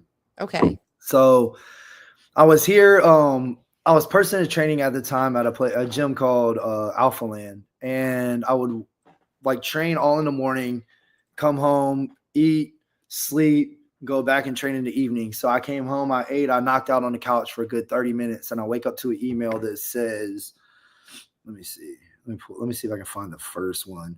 But it basically said, let me see. How do I get? Why is it? Man, I made my whole thing a mess. But it's like saying that they know who. He said his name and stuff, and he was like, "I know who killed Jim Davis. When I get home, I'll tell you more." Oh wow! And why can't I know? Oh yeah. Oh no. Now is this where you got the sketch? Yeah, this is the guy that sent me the sketch and text messages and all kinds of things. And he was saying that, gosh, I wish this stuff was more. Do you have the sketch? Yeah. Let me see if I can. Would it be easier for me to send it to her, or do you want me to just put it up here? So do you see that there's a little chat here that you can like actually cut and paste, and it says private chat? Yeah, but I don't think I have them on my computer. Yeah, you know what? You can go ahead and send it to me, then I'll send it to you, AC. There you go. Yeah, that'll make it easier. Yep. Yeah. And then I got all these freaking folders of all kinds of stuff. So they told you where this guy is living, right? This guy that in the sketch. So he basically what happened is he told me, he was like, "Hey, my name is Gavin, I think." And he said he was a what do you call himself? Migrant, which is usually I hear like immigrant and stuff like that. But he said he was a migrant that worked for a guy as his butler, and that he like all the way through, so that I'm not trying to just remember in one email. Basically what he said is he worked for a guy because the guy had a stroke and he was like in a wheelchair, couldn't use the bottom half of his body. And he said that he basically overheard the guy and his cousin talking. They live in Ohio now. He said he heard the guy and his cousin talking and arguing about digging up a gun because the mom was getting ready to furnish the basement, or like remodel the basement. And the cousin's like, they don't like dig into the concrete. They're not going to find that. And they were saying basically what happened. The mom didn't know, the sister didn't know, but when they first moved there, the mom was building a house. So they buried the gun under where the foundation was getting put. Yeah. So he wanted him to dig it up. And he was like, you never said that. And he was like, dude, I have the text messages in my phone, my old phone. He was like, I can get them and show them to you. So then that guy was like, hold on, wait. So he went and he remembers seeing a phone in the garage or whatever. So he pulled the phone up, which is crazy because the pictures even of the phone, the screenshots, the battery's dead. It has no like service or anything. So it does look like it's a phone that was just brought up, which could have been like photoshopped and was like created to fit the phone or whatever. But they refer to my dad as Jim David or JD. And I think they say Jim at one time, but he was like, don't worry, dude. He was like, you're worrying for no reason. Nobody's even looking for him anymore. If anything would have ever came across your brother's desk, he would have let us know. So like you're tripping out for no reason.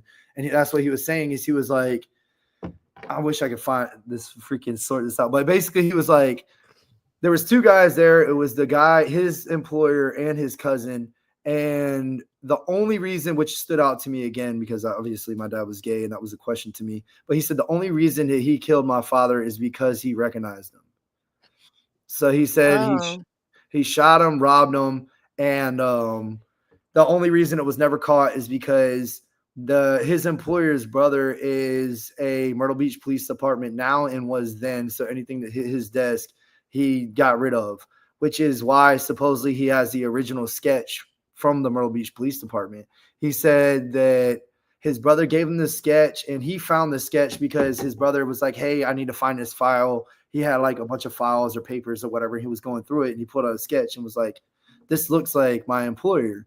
And so he like looked at it and then he started searching it. And then that's how he found like my stuff, my social media, I guess. And then he messaged me, emailed me on my, my like training email that's like linked into like my Instagram. Right. That's public. Yeah. But I also posted something not too long before that, like 2 months before that, about my dad, but it was only like, it didn't have cold case, nothing like that in it, I don't think. And it just had like a picture of my dad's grave because we went there and buried his ashes with his mom and his dad. So like, instead of, because my grandma had his ashes, so then we just went and buried him with her. So there was like somewhere everybody could go see and have like memorials. Did have you hired like a private investigator or?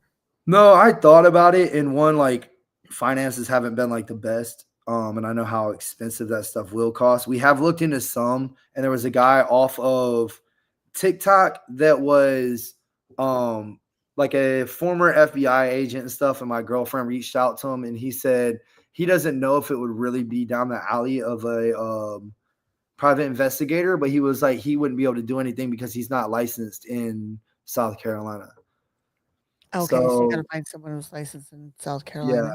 And I really just, I mean, I feel like there's enough to go in. Another thing about the email is it's an email. I searched the email like company. It's an email that's from like a German email base that's like non-trackable, like, or like a dummy email. Yeah. Like, yeah. So it's like you can't, it's secured. You'll never be able to find information on it. It doesn't have anything there. Let me see. I'm trying to find that first freaking email. But yeah, basically he was like, is the sketch, can the sketch be found online still? Oh, hold on. I can find it through here now. My bad. I got freaking bad ADD, man. You're fine. We got you. We got you. We get it. I think we all have. I'm asking if it's possible, because I have 100 sketches in front of me from, all from South Carolina, but I don't want to pull out the wrong one. Yeah. I know I'm getting close to it because I'm looking at pictures of the text messages and oh yeah, right here. So let me save this and I'll send it to her real fast. I had so many people, like a lot of people have gotten sketches in Myrtle Beach. Yeah. So the thing about this sketch too that I'll point out a lot about is me and my friend one night, we got on FaceTime and just like went through these sketches and like looking at every detail down to, I just sent it to her, I think so. Yep, but you'll see, like even in the hairline where they're missing like pencil where it's like not as thick, like all that stuff is too detailed on like the picture that was posted. So the only sketch I've ever seen was the like obvious website like sketch. You know how it looks like it's like printed out or something. Right. Yeah. That's the only one I've ever seen until this guy sent me this. And then I'm like looking at it and I'm comparing like where the strokes of the pencil have missed like a little line and it's just a little duller, everything to the T. But then the really big thing I noticed is if you look at his left eye, it looks like he has a scar that goes down from his eyebrow into his eyelid. Yeah, I I sent it agree. to you on Telegram. The original sketch, I was like, oh my God, there's a scar, which I've never seen somebody with that scar. So I'm sure that somebody, if they know somebody with a scar that goes down their eyelid, they would instantly know, oh man, that's him. Granted, he's 21 years older. He's still going to have that scar. Okay. Just want to make sure you got it. And I mean, to be fair, that looks very authentic. You know what I mean? Like, what the fuck? However, I mean, did they hack something and find an actual picture of it? You know what I mean? Scammers are gonna, do something like that. I mean, I don't know. I mean, I don't know if AI is pretty good. Apps are great. I mean, I don't know if I quite believe that. But it could be a hacker getting into, let's play the long con here. You know what I mean? Like it feels like they were doing a long con on you. And another thing, well, and that's another thing that set me kind of into more curiosity is they stopped messaging me. Like after, like once I was like, dude, like I just wanted the gun. He was like, all right, like if I get to a place that I like feel safe enough to tell you more information, I'll reach out. And then he never talked again. And I'm like, somebody to build that much work up, right? And then just be like, yeah, all right, sorry, yeah. Did have you had any new information recently come to you, or anything? Nothing. Just kind of dry, cold. Yeah, it's been cold. Like I said, I reached out, and then with Alma, the one that reached out to y'all, Alma Rose, her reaching out, she got a hold of WMBF, the ones that did the original, the one that he was reading from earlier, that did the cold case, the videos, stuff like that. She Ashley, I believe, reached out from their reporter, and she told me that she's doing an interview with the detectives today, so she should have already done it. Okay. And then Monday she's going to that's the sketch that he sent me, which if you put them side by side, they're like identical. And then I'll send some of the text messages. I'm like, I have to keep going in and like saving them because I know I have them on here somewhere, but I want to send some just so y'all can kind of look. And then this is like a little bit of an idea of like what it looked like, I guess. Let me see. So these are the two of the text messages. I didn't even read which ones they are, but they refer to him as, they're like literally talking like about the doctor's visits and stuff like that and picking him up. And then let me see, that one may not even have anything of my dad in it. So let me see if the other one does. But it gives you some clarification that they're actually just talking about normal day. Yeah, the second one does. And his name was Johnson. So I guess that's his first name, the cousin's name. But yeah, I mean, it's like if you put that much work in and that much time in, like, do you really just stop? I mean, maybe. I mean, I don't know. One would think maybe they're gonna pop up another time too. You know what I mean? Who knows? Now, with cold cases, is there anybody working on it in Myrtle Beach? Is there something? Have you been in contact with the police there? As of late, is it something that they're willing to continue to do research on? Or so I did email a guy from Myrtle Beach Police Department before I talked to the reporter, and he said the case is been given to retired detectives or something like that works their cold case division. Okay, and I think in 2013 or something like that. Because I always like every single month I type his name in, I type Myrtle Beach Police Department, I type cold case and see if anything's brought up. And they said a new sheriff was bringing up cases, and that was one of the three names he like listed. Oh, good. So, but then nothing else. So yeah. But like I said, that's one of the messages. This is the one. Yeah, you can see how he refers to him as JD. The gun needs to be dug up. He even sent me videos of a basement, and then he sent me pictures of the same basement dug up. So, can I read this out loud? So yeah, absolutely. Okay. Yeah. Well, okay. So it says from Johnson, right? It says my appointment with the doctor is by 2 p.m. Come on time. I will be on time. Are you so which one is who's who? So In the blue, Johnson that he's texting, the blue is supposed to be the killer. The right? Johnson is the cousin that was there. Got it. So in the blue, are you still coming to see Emily? Emily, I believe, was his sister because his sister, Gotcha. they live with his sister and mom, I think. So he says, I don't think I can make it down there. Busy with work. I will come around during the weekend. And then he responds, okay, I'll let her know. She shouldn't be around until the week. She wouldn't be around until the weekend. Why the hurry? I would give her a call later on today. All right. And then it goes on to share this one, right? So we'll do this. I'll share. Oh, we'll share the screen window, which is this new one, I believe. And for people who are listening on Spotify, these are text messages he received from an anonymous, pretty much, you could say, person. Yeah, an anonymous email. Right. What'd you do with that? I need to do this again. My apologies, guys. This is under pressure. You're fine. You're fine. I have to like download it. That's for sure. Download it, the whole shit. So, all right. So we'll just do the whole screen here. So here it says, oh, it's the same one. Wonderful. Okay. There we go. No, that's it. That's a different one. Right. So why the her? I'll give her a call. All right. And it says, we urgently need to see her. Renovations begin soon. JD's gun needs to be dug out. Come with the tools as you come during the weekend to get it dug. The house should be empty. Mother is going to be with Emily. I could give Philip a day off. You know, that's a lot of work. Breaking the concrete isn't going to be easy. So it's under the concrete. Yeah. And Philip Gavin is supposed to be the name of the guy that's sending me this. Got you. And it says, you know, this is not going to be it's going to be a lot of work. You can't do that alone because they have to break concrete to get to the gun, right? It's unnecessary. It's necessary we get it done. My brother isn't happy that I still have the gun under our mother's roof. Why would he say that if you're trying to, what an idiot, right? Like never put it in writing. Never right? In writing, especially, I mean, no way. And it says under our mother's roof, even without the renovations happening. Like he might as well have just signed a confession. You know? Now with this, you gave it to the police, and what do they do with all this? No, so I never gave that to the police because I reached out, and then I mean, I can't. This is where I was on a balance. Like, if he's working there, then it's gonna delete everything I just sent him.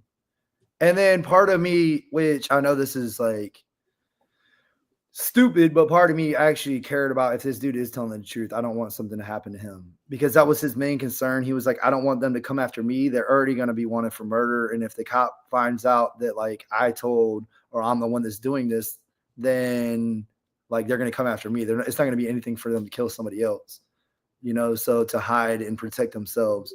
So I was worried about that for a while. And then I was just kind of like, whatever, you know, and I ended up finally like talking about it a little bit, but I was still really cautious about it because I didn't want anybody else to get hurt.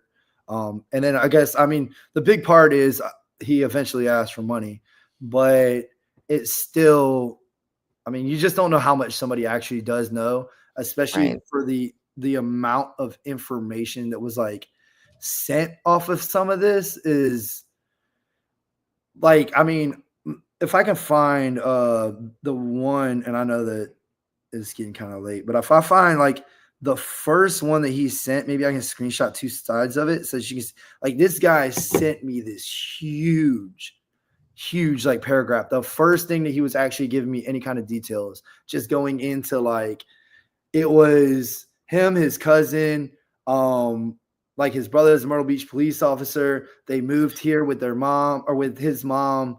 Afterwards, her and the sister, they moved with the mom and the sister. Neither one of them has any idea about anything. And like just getting into it, he killed them. There was two people in the gas station. So which kind of struck a nerve to me because that's not something that's in any of like the news. This is in a police report, that's why I know. Mm-hmm. So, but they were supposed to be white, and he said this is a black family. So that part, but there's no like names or anything of the people in the police report that were the ones that were questioned. Mm-hmm. And then even came out and said that they caught the suspects like instantly, and they brought him in. So the guy was like, I don't want to sidetrack too much, but just to kind of let you know, I've thought about this for a long time, and I had the guy's like information, and I kept searching it, but I eventually called like 3 weeks ago the guy, and this is like just found him on Google, didn't know if it was gonna be him, but I called the guy that found my father. And I called him up. I said, hey, I was like, is this, let me find his name, because I saved his number and everything. But I was like, I want to say it's like Steve Laskowski, I think. Let me see. Steve. Oh, this is going to drive me nuts. Hey, hold on 1 second. Let me grab the paper. Okay. Sorry. No It's worries. okay. No worries. So Wow. this That is is quite a story. insane. It is Yeah. quite a story. It's crazy to hear from the person's mouth, huh? From like the perspective of him. I had no idea that, like, I really wanted to get into his backstory because, man, first of all, your dad sounds like an amazing person, but like the way it happened doesn't jive with me. You know what I mean? It just there's too many open doors that are, do you know what I mean? Like there's so much that's like kind of open, and there's no answer. Like there should be an answer, but there's not an answer, and people want to have to say the math doesn't math, as people say. yeah, nothing adds up. So the guy that found him's name's Kevin Sumskowski. And so I looked his stuff up. I've looked it up every years, and I always just kind of wanted to talk to him just because of how heartfelt he was when he talked to me. Like he was like ripped apart, like basically crying, like head down on like my knees, basically like, I'm so sorry, I'm so sorry, I'm so sorry, stuff like that. And so I called him and I was like, hey, I was like, is this Kevin Sumskowski? He was like, it is. And it was like 9:00 at night here. I don't know what time it was with him. And I was like, hey, this is a really weird question. I was like, did you find a convenience store clerk like shot? And he was like, Jim Davis. And then it like, boom. And he doesn't even live in Myrtle Beach no more. And he was like, this is really weird because I was just telling somebody about this story and how unsettling it was for me. He was I feel like it was never handled correctly. He said, even when the news, that's why I was saying his Hummer was like posted on the news, like videos of them searching it. He was like, even that was like just kind of misleading because that's my Hummer. And he was like, the only reason they were in my Hummer and any video about my Hummer at all is because I went to the police station. I did my report. My his brother-in-law or somebody took him back to his car, and he just needed his car charger. So he asked if he could get his car charger out of the car. And they sent a police officer to go to get the car charger out of there. And that's the video of them searching. Oh, gosh. Like, I feel like they were trying to make it out. And that's when they posted, while they're searching the car, they're like, the suspects have been caught. So then he came to the viewing, and he sat, and he was in like his aunt's car or something. And he was like, I was sitting in the car, like worried that like maybe y'all thought that it was like me. And I didn't want to go in, but I wanted to like pay my respects and stuff like that. And he was like, so I sat in the car, and he was like, I believe that it was your grandma that came up and was like, hey, are you going to come in or what? And then I came in, and that's when it happened. But he was like, the whole story just felt like, even his sister called him and was like, did you do this? And he's like, what are you talking about? Like, he's like, are you serious? Like, I would never do something like that. But we had a really heartfelt like talk on there. And he was like, I'm so glad you called me. It seems like you're doing great. Like, I'm sure your dad's so proud of you and stuff like that. But if you don't mind, I want to take it one other angle. So what I was going to say earlier is when I was talking about the guy that was walking through the gas station and what he kind of looked like and like his, I guess, profile would look like is a guy when we were still living with Joe, our neighbor behind us, me and my friends were walking. There was like a golf course behind us. So we were walking through like the ditch line through the back of it, like behind his yard, not even technically in his yard. And the guy came out and started just yelling at us and screaming at us. And it was like this kind of redneck dude. And we went in and we were supposed to go somewhere and we told my dad. So then we drove around the corner and the guy was standing in his yard and my dad like got out the car and like, my dad was like 6'2". I don't know what it says his height and weight. It was here, but he wasn't necessarily a small guy.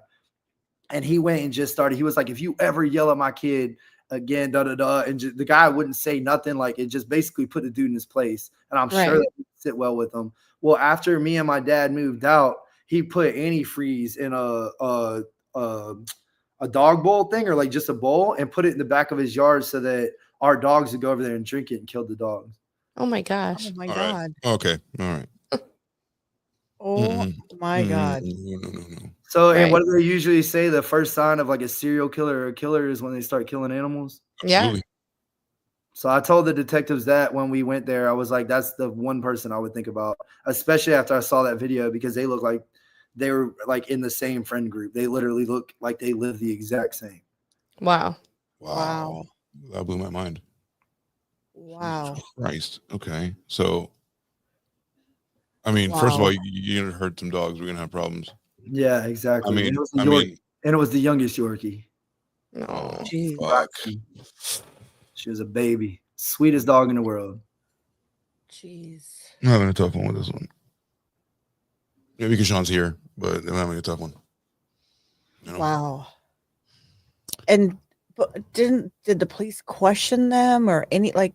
Not that I know of. I told him, I said where he lived and everything. I was like, I didn't know his name, you know? Right, of course. But he's literally that guy you would think of, a middle-aged white guy that's middle class that owns a boat. Yeah. Okay. You know what I mean? Yeah, The guy that did the antifreeze. Yeah. Son of a bitch. Well, it's probably, what was it, 21 years ago? How long ago was the antifreeze? 21 years ago. So you're thinking he's probably done, right? He's in an old folks home somewhere?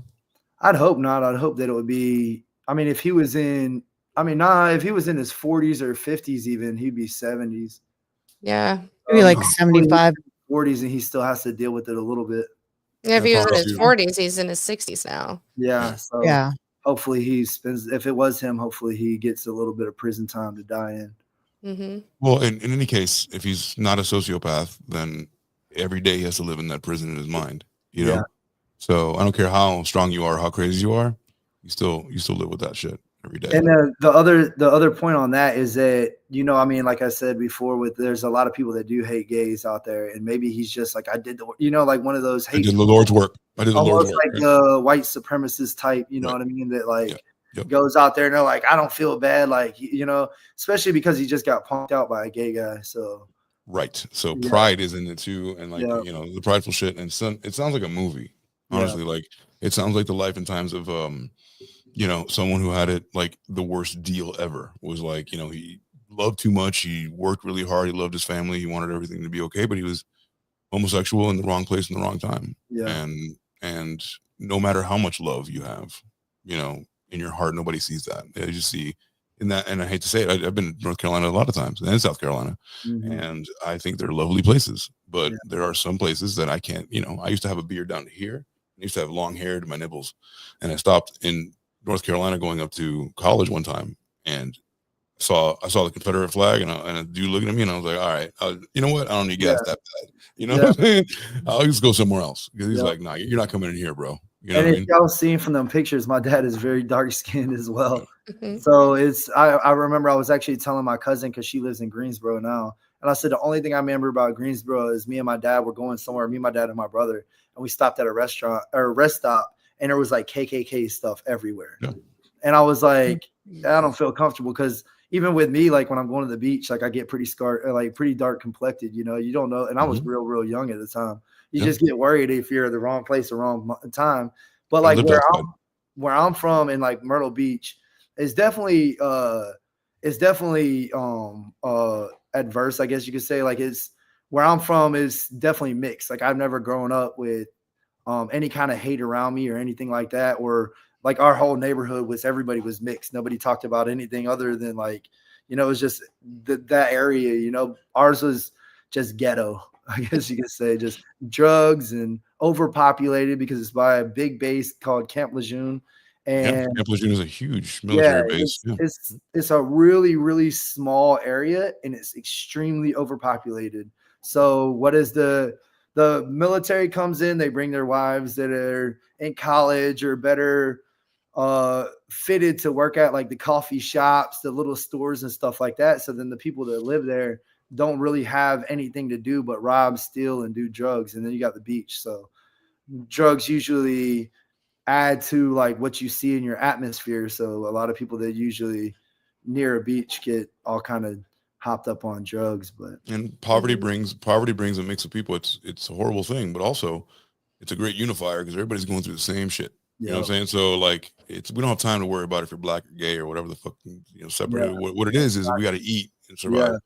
And that brings people together, believe it or not. Yeah. And I've been, and how you're kind of saying about it, like where I'm from it is just a shitty area, and it's such a small town. You run into everybody, and it's always just anger. And the only thing people have to talk about is like, oh, I punked somebody out at the gas station, or oh, I fought this person or something. I've been back there 3 times since I moved in 2012 here. Fighting's free. That's why fighting's free. So I think you guys want to put a pin in it here. Yeah, I think. I mean, and do you have any final words to go on, Sean? I mean, no. The whole point of this. I want to thank y'all. Like, this is the first podcast I've ever. Not even just for the case. This is the first podcast I've ever done in my life, and y'all made this like the most relaxing. Like, I could talk all day on this. I thought I was like really just gonna like hate doing this. I thought I was gonna break down a little bit more, but y'all are really, really good with the way that y'all operate things. Y'all have me prepped up for this to start with. But ultimately, at the end of the day, the whole reason I did any of this is just to get some type of answers. And I know that some people are like, oh, that sketch isn't that good. That's the only thing. It's like if somebody sees something, if it's a real sketch, then somebody will come forward. But maybe somebody just knows of the situation, sees this podcast, sees the TikTok or something, and they're like, you know what? It's time. It's been 21 years. Because even just not the murderer, there's somebody that knows. Right. Absolutely. There's no question. This is haunting them. So it's like, just set yourself free a little bit. Get a little bit like, I'll accept it. I understand like of people not talking. Like I said, I grew up in the ghetto. It's like snitches get stitches. I get that, dude. But like, this is not that kind of case. This is not somebody that bought into that atmosphere. This is somebody that was helping the community. And they, like you were saying earlier about your friend, like this is somebody that y'all took away from the world that would have made the world a better place. Much better. A light that people, some people are a beacon that other people gravitate to. He said he was a social butterfly, that the dude was always talking to people, giving the shirt off his back and that's the way he's really remembered. Like if no one has an ill word to say about him, then he's going to live forever. You know what I mean? Like, so, I mean, I'm so sorry that you had to go through this, man. Thank you. And before I forget, there's the one other thing is I watched this show called See No Evil. I don't know if y'all have ever seen it. It's like on YouTube TV and stuff like that. They have like freaking, I feel like 1,000 videos. But I did see one time and I posted about it. And I don't know if this is me just searching for answers, but there was a serial robber in Raleigh that was caught that over like a 6-year span, I guess, was shooting and killing people. And like the one thing that stood out for me on that is the first case, and the case that it was about the most because he was caught on camera, was how he just shot the woman after like she gave him everything. He cold-bloodedly shot her. He staked out the place. She opened the door at like 5 o'clock in the morning. He ran up, got behind her at the gun, like with a gun, brought her in there, had her on the floor, robbed the whole entire place. She couldn't get in the safe. She didn't have anything else to offer. He shot her in the chest, killed her, and then ran out. And then they found out that he's done this multiple times. He's killed multiple people. He has no conscience.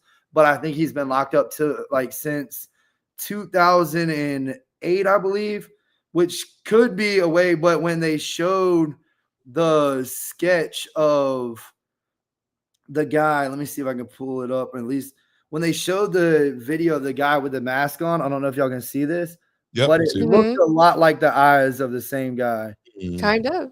And again, I don't know if this is just me searching for answers or just everything, but like I already kind of felt like I gravitated towards it about how ruthless and unhuman the first kill was. And then when I saw this being the screen picture of his eyes, I was like, that looks a lot like these pictures. I even put them side by side and had them posted. And a lot of people were like, wow, that does have a lot of the same. But you're not reaching, man. You're trying to make sense of it, and it's completely normal. because somebody took your father that you loved dearly, and he loved you too. So Thank you. absolutely. I would say anybody watching. So first of all, we're going to cut this up like we usually do, and we'll send you the raw video so you can post your, stuff on your TikTok of this podcast. And everybody, please follow Justice for Jim 1023 on TikTok. That will be a big thing. Check out his series. Make sure you follow him, like it, share it around, repost it. You never know. I mean, and I do want to say, like, I apologize. I felt really bad about sometimes I space out and I don't post as much, but like whenever just talking about it and doing stuff, it does take a really, really big toll. And it just turns into, like, I noticed that I start being a little bit more like aggressively towards my surroundings and other people. So I kind of have to step back a little bit. So I do apologize if there's days that I don't post or I take some time off. Just don't hate me for it, but don't apologize for that. No, You're taking care Never of yourself. apologize. I mean, you have to take care of you first. And if this is aggravating and puts you in some sort of way, absolutely take a step back when and because you know who you are. I think you're really brave to do this. I think I thank you for coming on our show. We really appreciate you. Yeah. If you have any updates, or if we hear anything, or if we can do anything, please let us know. thank you so Absolutely. much. absolutely. And And also- we want to interview on Monday, I think, a Zoom call with the reporter for the WMBF, and then I'll keep y'all posted on all that Absolutely. stuff. Yes. If you record that, we'll update everyone and play that. so people Perfect. can see Yeah. it, okay. Absolutely. And also I want to say a big shout out to Alma Rose. Thank you so much for connecting us and She's putting the us bomb. together. She's awesome. Follow her She's on awesome. TikTok. She's always has updates on everything. So I'm always in the middle of the night looking at her stuff. And she even goes beyond and beyond and beyond like that. Like, she's reached out to the Myrtle Beach Police Department for me. She's the one that got a hold of the reporter. She's tagged everybody in my stuff. Like, I wouldn't even be on this podcast right now if it wasn't for her. She's an amazing person. And she dealt with me, I think it was last Saturday, in DMs, just kind of going through it mentally. And she walked me through and just kept everything cool. Very good person. So Very Yeah. good. And Everybody follow. we're always Alma. open if you need anything, just a vent, we're always here for you. We are. And anything you want to come back on, our doors are always open. So come back anytime and let us know what's going Absolutely. on. Yeah. And whatever we can do to get the word out there for you. Yeah. I Yes. appreciate it. I'll send over my personal DM so you can, if you ever want to talk, man, I'm down. Yep. I'm here for you. Thank you so much, y'all. You This got is it, man. amazing. This is so much better than I thought it was going to be. All right, We hang won't bite, tight. we promise. Hang tight. Don't go anywhere. We're going to wrap this up. Thank you, everyone, for joining us. We will see you next Friday to recap what we've done in the whole year. Oh yeah, no, And- we have our. I'm sorry, Rose. We have our. That's a big announcement. We have a New Year's recap of the entire year we've been doing stuff. We're going to play like old Yeah. episodes. What? Yes. What? We've done this for a year. Yes. Amazing. This Yeah. It is is amazing. Y'all put up with Yeah. us. I know. Yeah. Thank you, everybody. And I think we're about 4 away from hitting 500, I think. Yes. 3? So we're almost 3 away. Awesome. So guys, help us out before the year ends. It was our goal to hit 500 on our YouTube page. Please go ahead, click that follow, like, and share anything. y'all are And probably going to help us hit keep 500 tonight. Oh, so Also, shameless We're plug. always one YouTube short away from 10,000 followers. I know. One YouTube short. Shameless plug. The How Was Your Day will be back next week. Yes. My husband and I, Dave, do a show on Wednesday nights. It's really fun and lighthearted. If you want to join in, Sean, you can just listen. It is the Married Couple Podcast with underscores in between. We are on Wednesday nights at 8 p.m. Central Time. fun. But I was feeling very ill this on Wednesday, and so back at it this next Wednesday, and so it's gonna be great. And Awesome. and in April we'll be taking our show on the road and doing a show in Perth, Australia. Australia. nice. Yeah. Nice. They're going to throw many shrimps on the Barbie. Yeah, hopefully. Just I'm a little gonna try bit. kangaroo. So I don't with know. that At any said- rate, yeah, We're going to but go visit our old friend Rock Steady, when I used to do a podcast with, and Yeah. the Australian Joe Rogan. yeah, Yeah. Excited to be a part of it. gonna be fun. Right. Awesome. So with that said, good night, everyone, and we will see you guys next week. Yeah. Thank you, Peace. Sean.